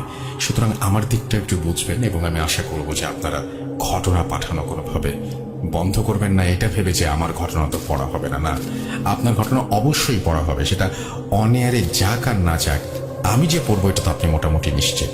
আমি আপনাকে মোটামুটি না, পুরোপুরি নিশ্চিত হবার গ্যারেন্টি দিচ্ছি। আপনি যেটা করবেন সেটা হচ্ছে ঘটনাটা প্লিজ একটু আমাকে বা আমার পর্যন্ত পৌঁছে দেবেন। এবং এটা ইমেইল করাতে সুবিধা হয় কি যে আপনার ইমেইলে আমরা মানে ঘটনাগুলোকে খুব ভালোভাবে আমরা কিন্তু প্রিজার্ভ করতে পারি এবং ইমেইলে এই ব্যাপারটা ইমেইলেই হওয়া উচিত। সেজন্য আপনাদের বারবার ইমেইলে লিখতে বলি, ইমেইল করতে বলি। এই জন্য আপনারা অনেক ঝামেলাও পোহান। বাট এখন যে দুনিয়া, এই মুহূর্তে যে দুনিয়াতে আমরা আছি, সেই মুহূর্তে আমাদের সবচেয়ে বেশি এই সমস্ত ব্যাপারের উপরেই বা এই সমস্ত জিনিসের উপরে আমাদের নির্ভরশীল হতে হচ্ছে। আমরা ফেসবুক মানে সোশ্যাল মিডিয়ার কথা বলছি এবং এই যে ইমেল যাই বলেন না কেন এগুলোর উপরে আমাদের নির্ভর হতে হচ্ছে। তো যাই হোক, আপনি ঘটনা পাঠান russell.booth.com@gmail.com এই অ্যাড্রেসে এবং আমাদের russell.স্বাধীন ফেসবুকে যেতে হবে www.facebook.com/russell.স্বাধীন। এখানে গিয়ে আপনি আমাদের পোস্ট নিচে কমেন্ট করতে পারেন, লিখতে পারেন এবং আপনিও আরো অনেককে জানতে পারেন এই পেজটি সম্পর্কে। আমি আবারও বলছি, এটি এখন আমাদের একমাত্র পেজ, আমাদের আর কোনো পেজ নাই। সুতরাং অন্য কোনো পেজে গিয়ে বিভ্রান্ত হবার কোনো কারণ নেই। আর এই পেজটি আমি নিজে দেখাশোনা করি এবং আমাদের সাথে আমাদের কিছু এডিটর রয়েছেন, তারা আমাদের হেল্প করেন। তো এই যাই হোক, আমরা এখন চলে যাব আমাদের ঘটনায়। আশা করছি পুরোটা সময় আমাদের সাথে থাকবেন। আসসালামু আলাইকুম রাসেল ভাই, আশা করি ভালো আছেন। আর আপনি তো সবসময় ভালোর দলে থাকেন। আমার নাম মোহাম্মদ বাদল। আমি কুড়িগ্রাম জেলার রৌমারী উপজেলার চরবলমারি নামে একটি গ্রামে বাস করি। আজকে আমি আপনার সাথে যে ঘটনাটা শেয়ার করব সেটি আমার সাথে ঘটে যাওয়া একটি মর্মান্তিক ঘটনা। অনেকদিন ধরেই বলবো বলে বলা হয়নি, এই রমজানে বলে ফেললাম। আশা করি আপনার কাছে ভালো লাগবে, আর ভালো লাগলে অবশ্যই সবার সাথে শেয়ার করবেন। বেশি কথা না বললে আমি আমার ঘটনায় চলে যাই।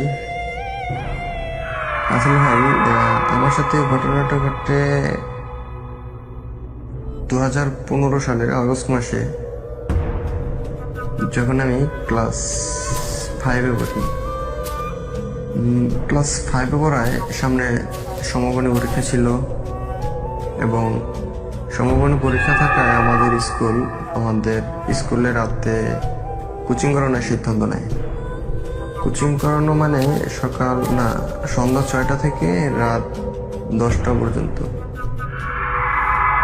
এবং রাসেল ভাই, আরেকটা কথা, স্কুল থেকে আমার বাসার দূরত্ব ছিল 7 কিলোমিটার সেজন্যে রাতে একা আমার পক্ষে সেখানে যে কোচিং করা সম্ভব ছিল না। সেজন্যে আমি আমার চাচাতো ভাইয়ের সাথে রাতে যেতাম, মানে চাচাতো ভাই আমাকে রাতে সেখানে নিয়ে যেত, আবার কোচিং শেষ হলে নিয়ে আসতো।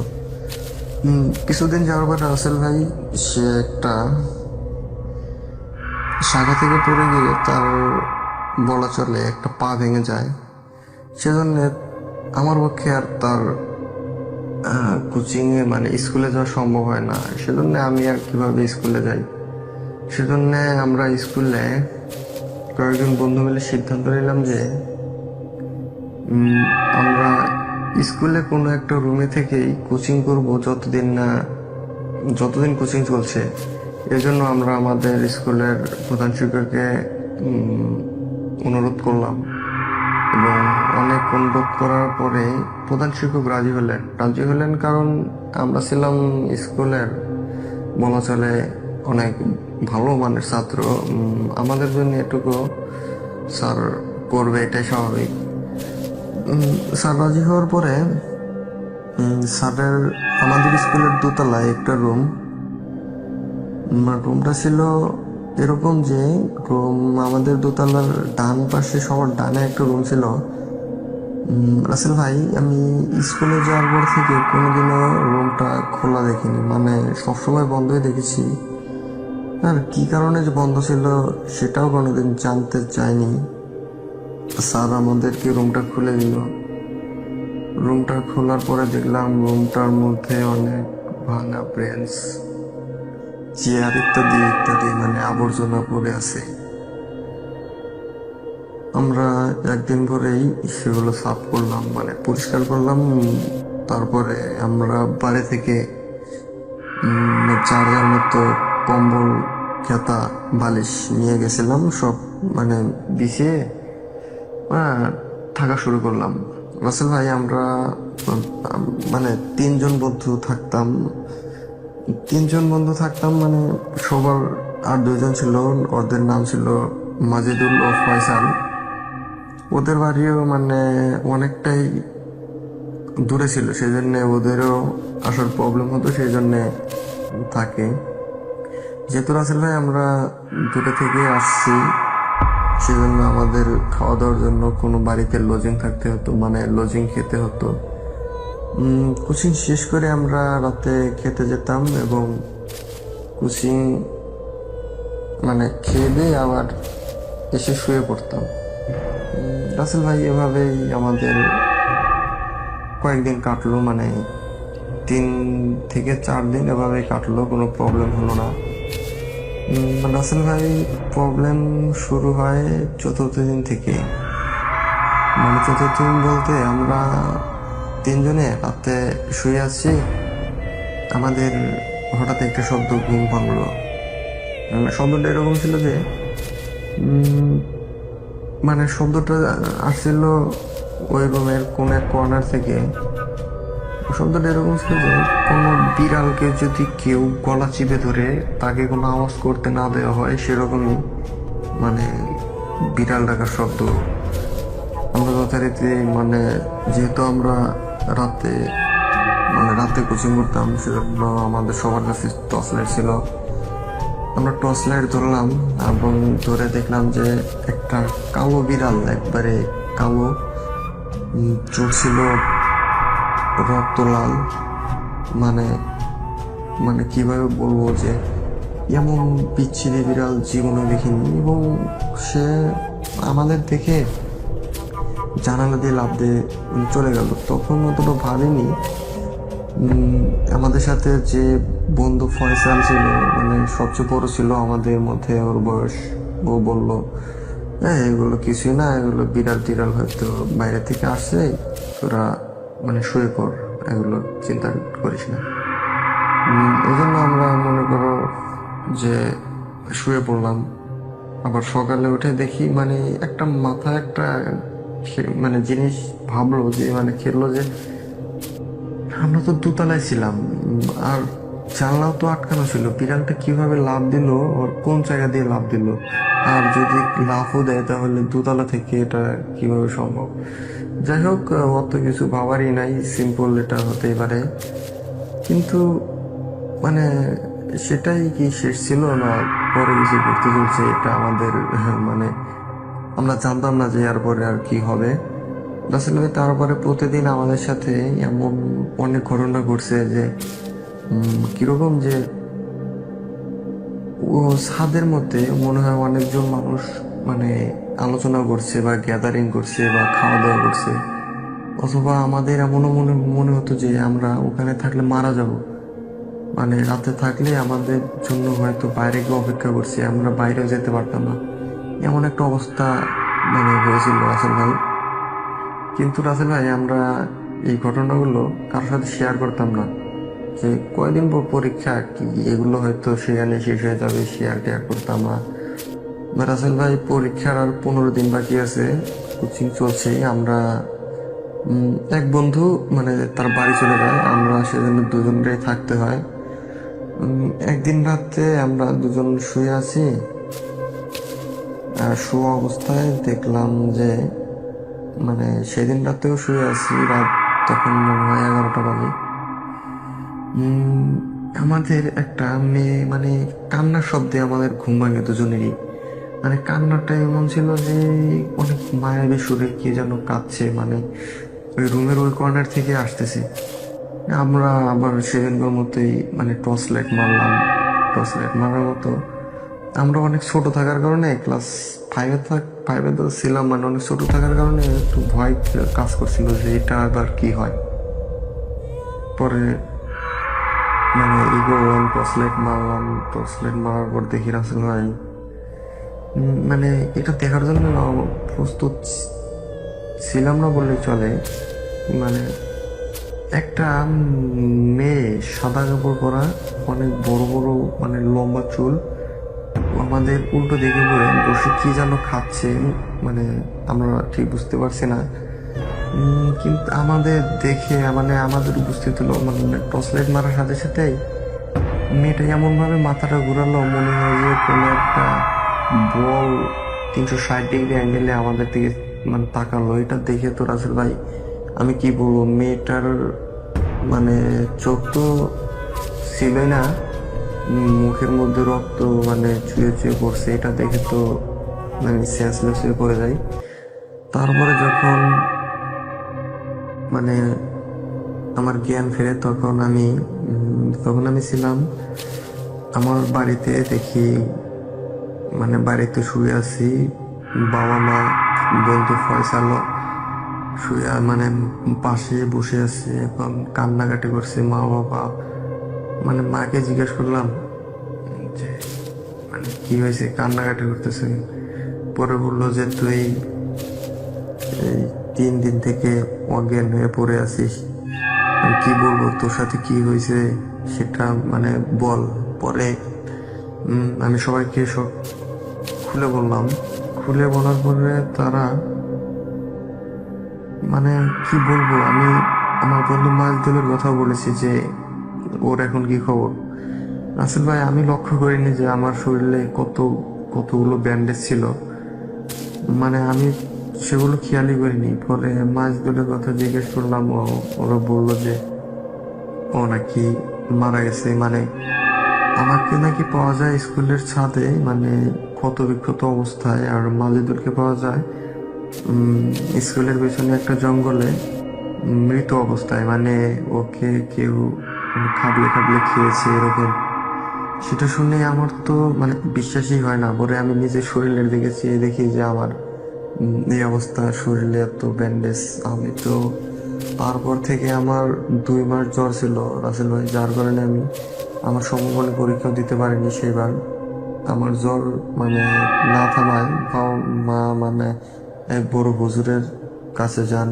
হুজুর বলে যে আপনার ছেলেরা যে রুমে ছিল ওই রুমে কয়েকগুলো দুষ্টু জিন বসবাস করতো, এবং তারা যাওয়ায় তাদের মানে থাকার ব্যাঘাত ঘটে। সেজন্য তারা তাকে অনেকভাবে মানে না করে এখানে থাকার জন্য, কিন্তু তারা সেটা বুঝতে পারে না, হয়তো কোনোভাবেই মানে বুঝে উঠতে পারে না, সেজন্য তাদের সাথে এরকম ব্যবহার করে।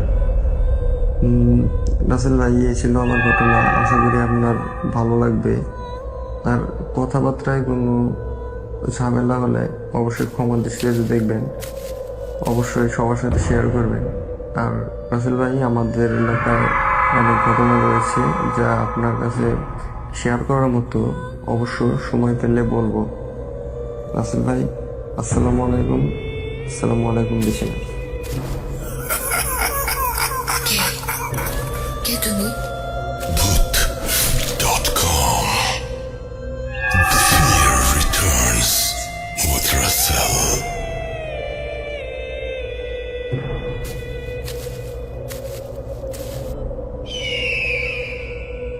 যেভাবে লিখেছেন আমি সেভাবেই পড়ার চেষ্টা করছি। লিখছেন, প্রিয় রাসেল ভাই, আসসালামু আলাইকুম।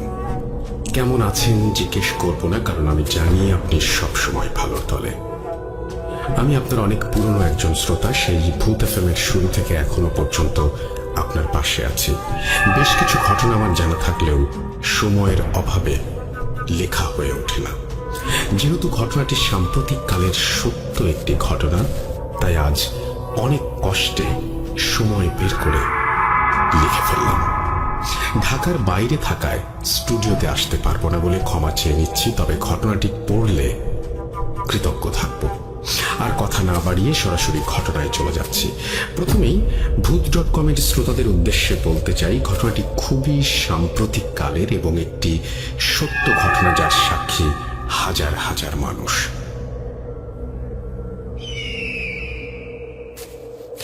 ঘটনাটি 2020 সালের এবং ঘটনাটি ঘটে জয়পুরহাট জেলার সদর উপজেলায় মালয়পুর নামক গ্রামে, আমাদের পাশের গ্রাম।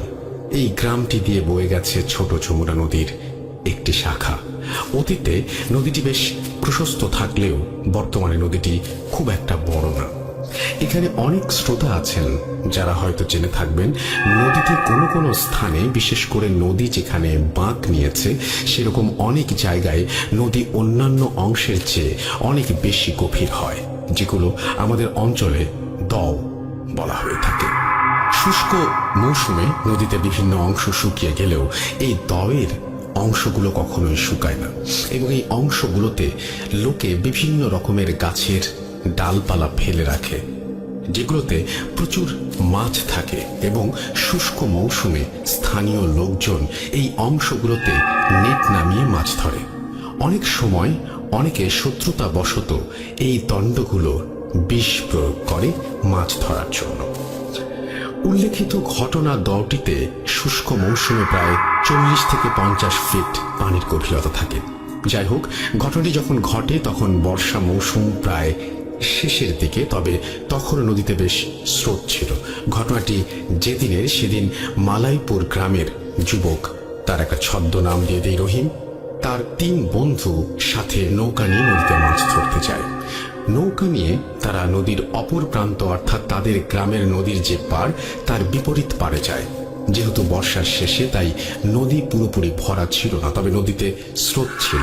মাছ ধরা শেষে তারা যখন বাড়ি ফিরবে তখন রহিম তার জাল নৌকায় দিয়ে সাঁতার দিয়ে নদী পার হওয়ার চিন্তা করে। যেহেতু নদী পুরোপুরি ভরা ছিল না এবং সে অপর প্রান্তে যে গোসল দিয়ে বাড়ি যাবে, তার এই পরিকল্পনা অনুযায়ী রহিম জাল নৌকায় দিয়ে নদীতে সাঁতার দেয়, এবং কিছুক্ষণ পর তার বন্ধুরা খেয়াল করে তাকে নদীতে দেখা যাচ্ছে না। তারা ভাবে হয়তো তাদের জন্য অপেক্ষা না করে সে বাড়ি চলে গেছে, কিন্তু একটু পরে নদীর অপর প্রান্তে একটি ব্যক্তি চিৎকারে তাদের ভুল ভাঙে।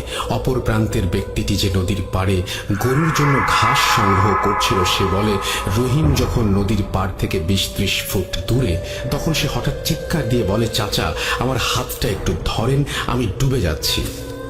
এখানে বলে রাখা ভালো, রহিমের বাড়ি নদীর কাছে হওয়ায় সে ছোটবেলা থেকে ভালো সাঁতার জানত, এবং এই ভরা নদী সে অসংখ্যবার সাঁতার দিয়ে পার হয়েছে। কাজেই এই নদীতে তার ডুবে যাওয়ার কোনো কারণ নেই, এটি একেবারে স্বাভাবিক না। যাই হোক, রহিমকে বাঁচানোর জন্য যখন পাড়ের ওই ব্যক্তিটি নদীতে ঝাঁপ দিতে যাবে, ঠিক তখনই পানির প্রচন্ড একটা ঘূর্ণন, যাকে আমরা পাক বলে থাকি আমাদের অঞ্চলের ভাষায়, সেটি এসে রহিমকে একদম তলিয়ে নিয়ে যায় এবং এই ঘটনা দেখে সে চিৎকার দিতে থাকে। কিছুক্ষণ পর্যন্ত আশেপাশে রহিমকে ভেসে উঠতে না দেখে গ্রামবাসী ফায়ার সার্ভিসে খবর দেয়। ততক্ষণে নদীর দুই পাশে শত শত গ্রামবাসী জমা হয়ে গেছে। ফায়ার সার্ভিসের কর্মীরা আসার পর ৩-৪ জন ডুবুরি অক্সিজেনের ট্যাঙ্ক এবং প্রয়োজনীয় উপকরণ নিয়ে নদীতে নামে।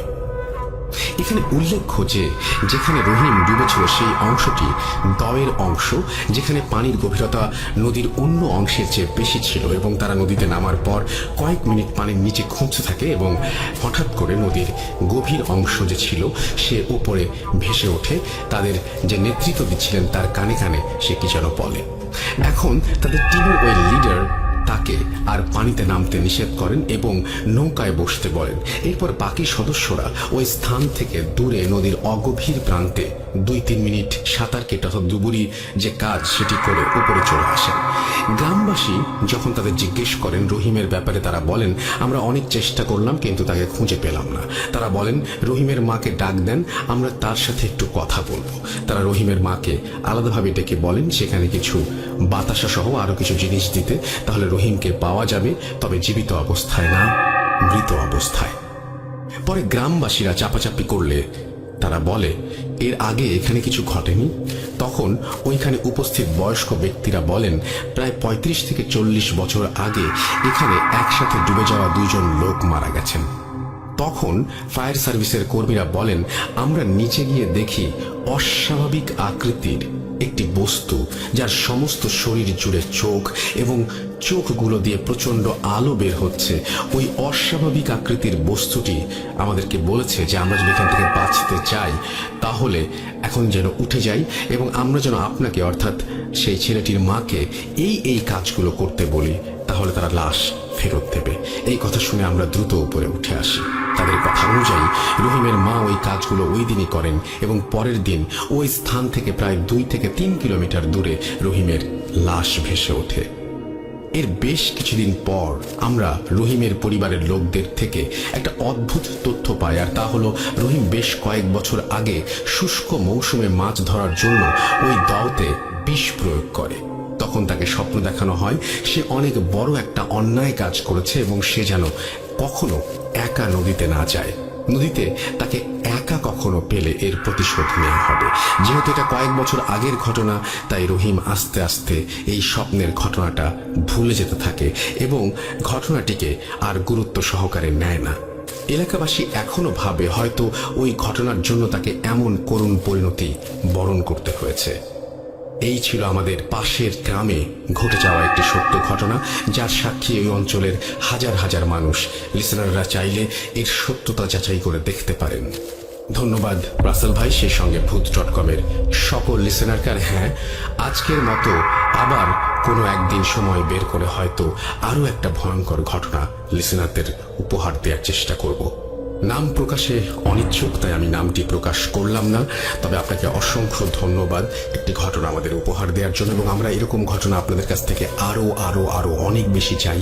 আর সেই জন্য আমাদের ইমেল করতে হবে। আমাদের ইমেল অ্যাড্রেস হচ্ছে russell.booth.com@gmail.com। আপনার নাম, ঠিকানা এবং ফোন নাম্বার সহ আপনার জীবনে ঘটে যাওয়া বা আপনার জানা সেরা ঘটনা লিখে পাঠিয়ে দিন আমাদের কাছে। ঘটনার শুরুতে অবশ্যই উল্লেখ করুন যে ঘটনাটি আপনি স্টুডিওতে এসে শেয়ার করতে চান নাকি আপনি চান আপনার ঘটনা আমরা পড়ে শোনাই। যারা দেশের বাইরে রয়েছেন তারা সরাসরি অডিও ক্লিপ পাঠাতে পারেন বা লিখেও পাঠাতে পারেন ঘটনাটি। এই ছিল আমাদের প্রথম ঘটনা। আশা করছি এই ঘটনাটি আপনাদের ভালো লেগেছে।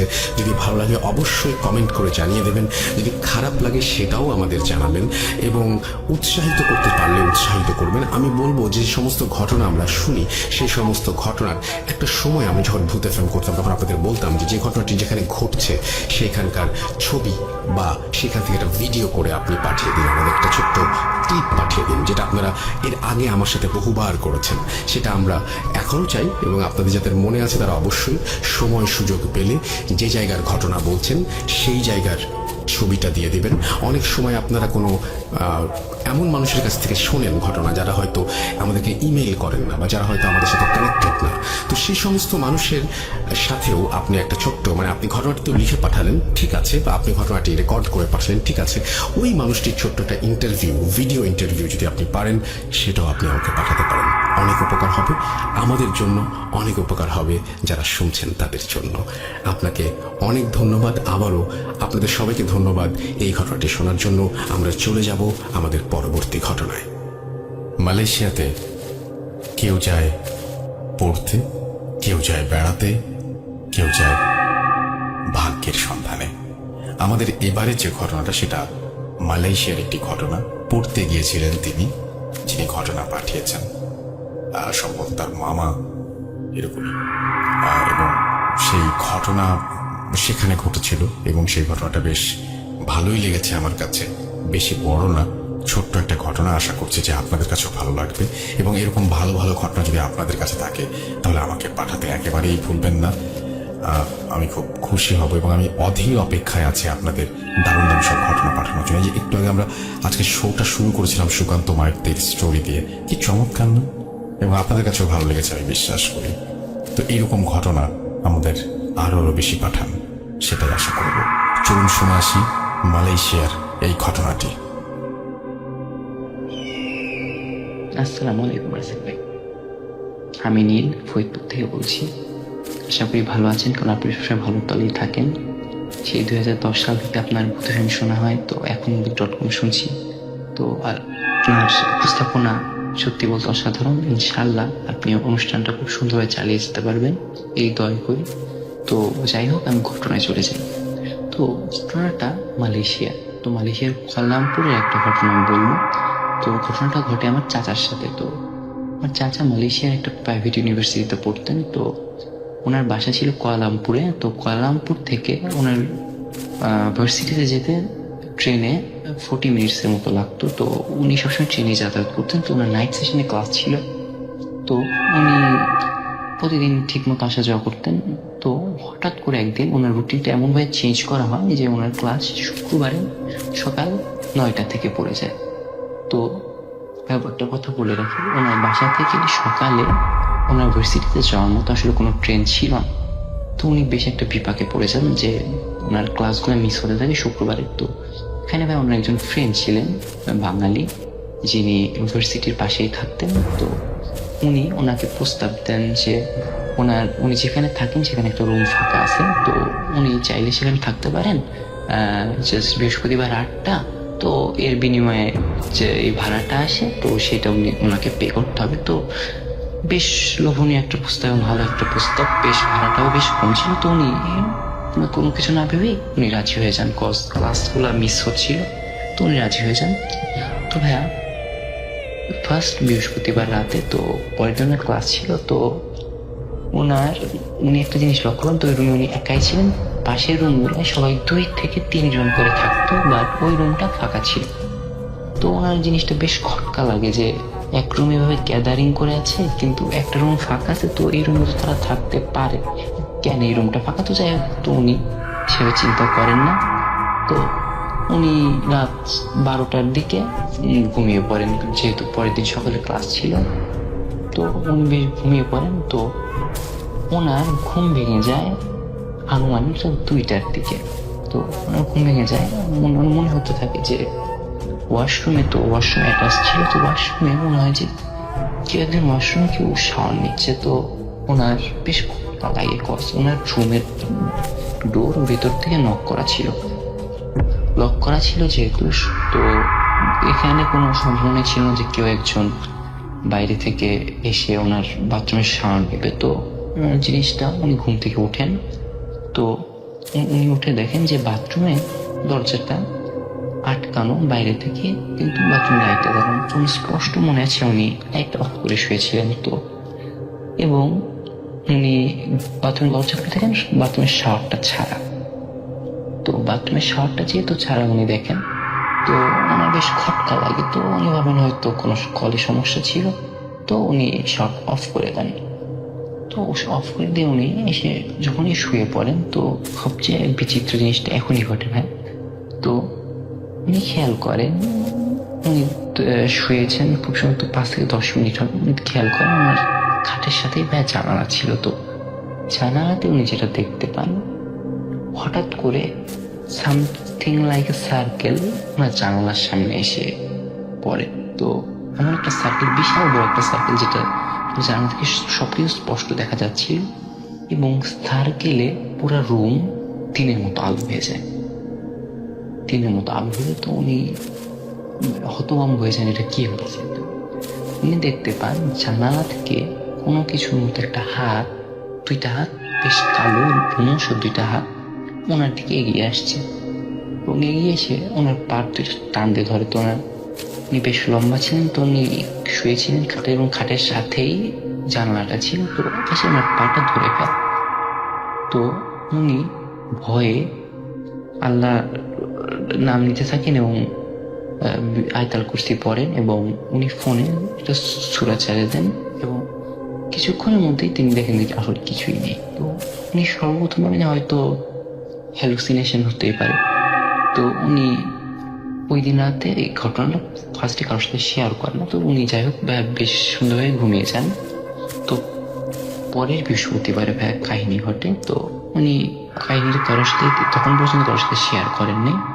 তো পরের বৃহস্পতিবার যে ঘটনাটা ঘটে, উনি রাত ওই দিন উনি খুব দেরি করেই ঘুমান। ওনার ঘুমাতে ঘুমাতে রাত 1টার মতো বেজে যায়, 1টা-1:30 বেজে যায়। তো ওই রকমই রাত 3টার দিকে ওনার ঘুম ভেঙে যায়। রাত 3টার দিকে ওনার ঘুম ভেঙে যায়। তো ওনার ঘুম ভেঙে যায়, তো উনি চোখ খুলে যেটা দেখতে পান, একটা বিভৎস দৃশ্য দেখতে পান। উনি দেখেন ওনার মাথার উপরে যে ফ্যানটা ঘুরছে, ফ্যানের উপরে একটা অবয়ব একটা ছায়ার মতো বসে আছে ঠিক ফ্যানের পাখার উপর, এবং জিনিসটার পা অস্বাভাবিক রকমের লম্বা। জিনিসটার পা প্রায় ওনার গার সমান চলে এসেছে, এবং জিনিসটা উপর হয়ে ওনার দিকে তাকিয়ে আছে। তো উনি একটু ভেবে দেখেন একটা জিনিস, আপনি রাতে ঘুম থেকে উঠে দেখলেন একটা জিনিস ফ্যানের উপর বসে আছে এবং পুর হয়ে আপনার দেখে তাকিয়ে আছে। তো উনি অন্ধকারে যতটুকু দেখলেন, উনি মুখটা বেশ বোঝা যাচ্ছিল না, যেহেতু অন্ধকার ছিল, বাট উনি দেখলেন যে জিনিসটার চুলগুলো বেশ বড় বড় এবং একটা সাদা টাইপের একটা জামা পরা ছিল। তো উনি এটা দেখে উনি জোরে একটা চিৎকার দেন। তো উনি যখন চিৎকার দেন, তো ওনার পাশের রুমে একজন বাঙালি ছিল এবং 2জন পাকিস্তানি এবং আরেকজন ছিলেন উজবেকিস্তানের। তো যাই হোক, তো ওনারা সবাই দৌড়ে চলে আসেন। তো উনি দৌড়ে এসে দেখেন যে দেয়ার ওয়াজ নাথিং। তো উনি ওই দিন রাতে আর ভয়ে ওই রুমে ঘুমান। উনি বলেন উনি পাশের রুমে যান। তো পাশের রুমে যেয়ে তার বন্ধুকে, তো ভাই ওনার বন্ধুর নাম ছিল হাসান, তো হাসান ভাইকে উনি জিজ্ঞাসা করেন যে আসলে কি সমস্যা, তুই আমার সত্যি করে বল যে এই রুমে কি সমস্যা ছিল। তো হাসান ভাই যেটা বলে, উনি বলেন আসলে ওনারা ওখানে বিল্ডিংতে ওঠার আগে এইখানে একটা ছেলে থাকতো, ছেলেটা সম্ভবত টার্কিশ একটা ছেলে থাকতো রুমে। তো একদিন হঠাৎ করে ছেলেটার রুম থেকে চিৎকারের আওয়াজ আসে। তো লোকজন ভাবে যে হয়তো এমনি, লোকজন যে দেখতে পায় যে দরজার বাইরে থেকে আটকানো। তো যারা ছিল তারা হয়তো ভাবেন যে তেমন কিছুই না। তো যাই হোক, তারা কেউ পাত্তা দেন, তারা দরজা খোলারও চেষ্টা করেন। তো এরকম 1 থেকে 2 দিন পার হয়ে যায়। তো ভেতর থেকে একটা বাজে একটা স্মেল আসতে থাকে রুমের ভেতর থেকে, যে একটা মনে হয় কোনো কিছু একটা পচে গেছে। তো এরকম সামথিং লাইক দ্যাট, এরকম একটা স্মেল আসে। তো তখন লোকজন সত্যি ভয় পেয়ে যান। তো বলে রাখি, বাসার মালিক ছিলেন একজন চাইনিজ ভদ্রলোক। তো উনি আশেপাশে কিছু লোক দরজাটা ভাঙেন। দরজা ভেঙে ওনারা যেটা দেখতে পান সেটা হলো সবচেয়ে ইন্টারেস্টিং ঘটনা।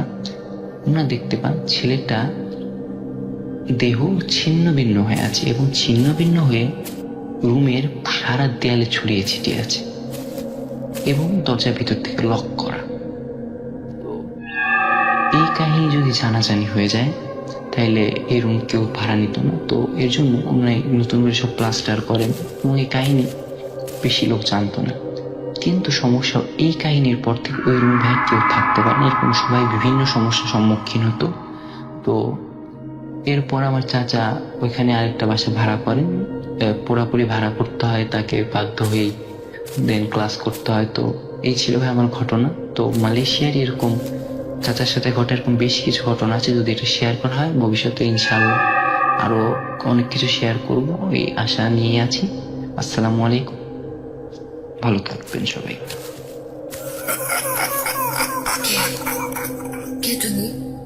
Bhootfoot.com. The fear returns with Russell.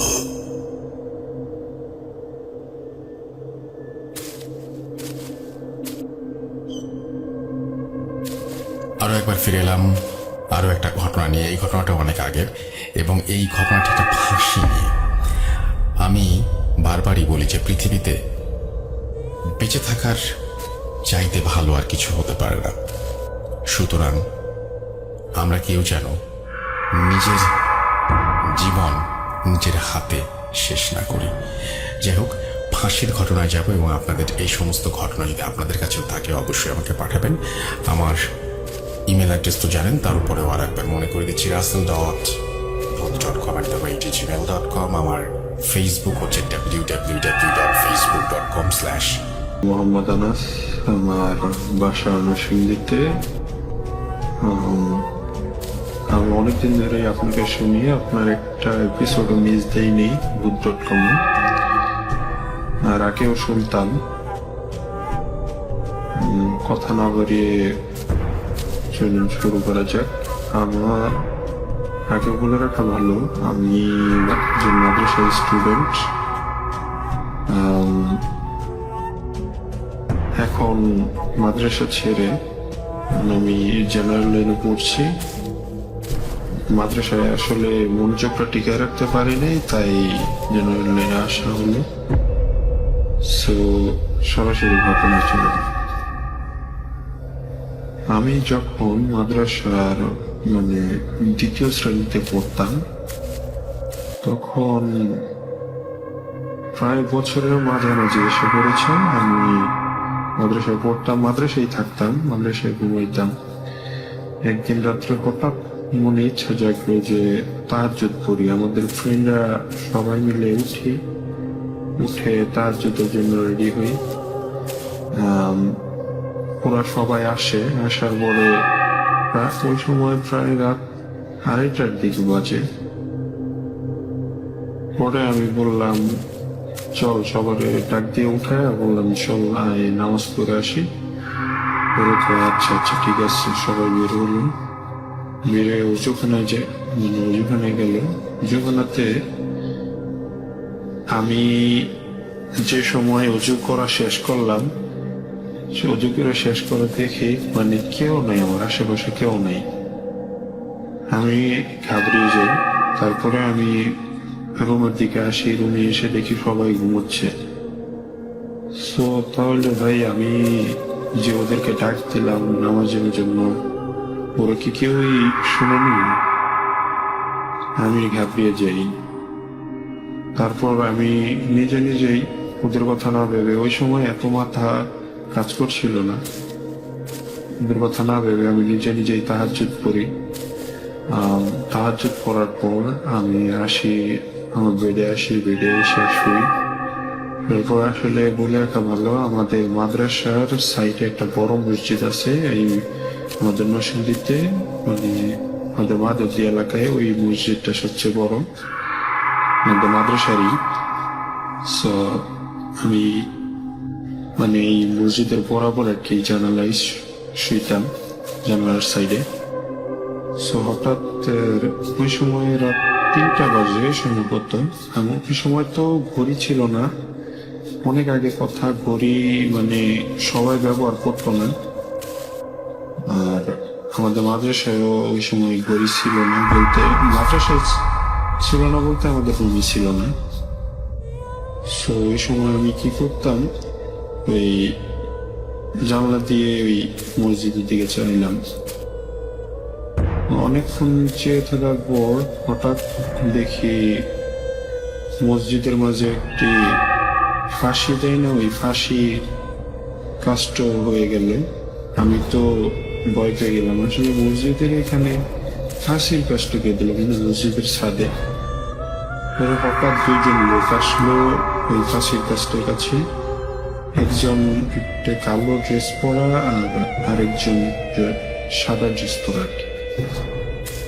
So আমি ভয় পেয়ে যাই যে এত রাতে কালো ড্রেস আর সাদা ড্রেস পরে কে, আর জানি তোমাদের সাথে একটু ভূতের কথা বেশি হয়। আমি ভয় পেয়েছিলাম যে ওরা কি ওইটা কিনা, মানে একটু আদার ছেলে কিছু কিনা। সো হঠাৎ মানে আমি একটা জিনিস লক্ষ্য করলাম, ওদের মুখটা জলমল করছে। আমি তো মানে যা দেখলাম ভাইয়া, তা দেখার জন্য মোটো প্রস্তুত ছিলাম না। দেখলাম ওরা সেম আমার চেহারার। আমি ভয়ে ভাইয়া আমি মানে তবু দেখতে থাকি, মানে আমি হাত পা রাখতে পারছিলাম না। সো পরে দেখলাম যে ওই কালো যেই ড্রেস পরা যে আমার মানে আমার চেহারার অবয়বটা, ওইটা সাদা ড্রেস পরার অবয়বটাকে ফাঁসি দিয়ে দিল। সো আমি ভয় পেয়ে গেলাম। হঠাৎ কালো ড্রেস পরা অবয়বটা মানে ভ্যানিশ হয়ে গেল। পরে সাদা ড্রেস পরা অবয়বটা আমার দিকে তাকালো। আমি তো ভয়ে ভাইয়া কি বলবো, আমি ভয়ে ভিতরে মানে চোখও বন্ধ করতে পারতেছি না, এতটাই ভয় পেয়ে গেছিলাম। ওই আমার দিকে চেয়ে হাত বাড়িয়ে আমার দিকে আসা শুরু করলো। তখন আমি একটি চিৎকার মেরে সেন্সলেস হয়ে যাই। তারপর আমি এই সকালে উঠে ওই হুজুরকে বলি সব কথা। হুজুর তো মানে বলতেছে না এটা ওষুধ বুয়া করতে নেই, মানে সবাই ইগনোর করে দিল এই কথাটা। তারপরে যা জানতে পারলাম রাসেল ভাই, আমার বন্ধুরা সবাই উঠছিল ঘুম থেকে আমার সাথেই। ওইটা আমার দেখছে যে আমি যেখানে দাঁড়িয়ে রয়েছি, কেউ কথাই শুনছি না, সবাই ভয় পেয়ে চলে আসে, এসে ঘুমায় পড়ে। আর ভাইয়া কেন আমার চেয়ারের এই দুইটি লোক মসজিদের ছাদে এমন করবে, ওইটার ব্যাখ্যা আমি আজ পর্যন্ত খুঁজে পেলাম না। এটা বলে আমি আমার কাহিনী শেষ করছি। আর রাসেল ভাই একটি কথা বলে রাখা ভালো, আমার কাছে অনেক ঘটনা আছে। যদি এই ঘটনাটা আপনি ভালো মনে করেন, প্লে করেন, তাহলে আমি আরো অনেক ঘটনা পাঠাবো। আমার খালুর সাথে ঘটে যাওয়া অনেক ঘটনা আছে। আমি গ্রামের সাইডে থাকে তো তাই। সো আসসালামু আলাইকুম রাসেল ভাই। Spirit, be here with me.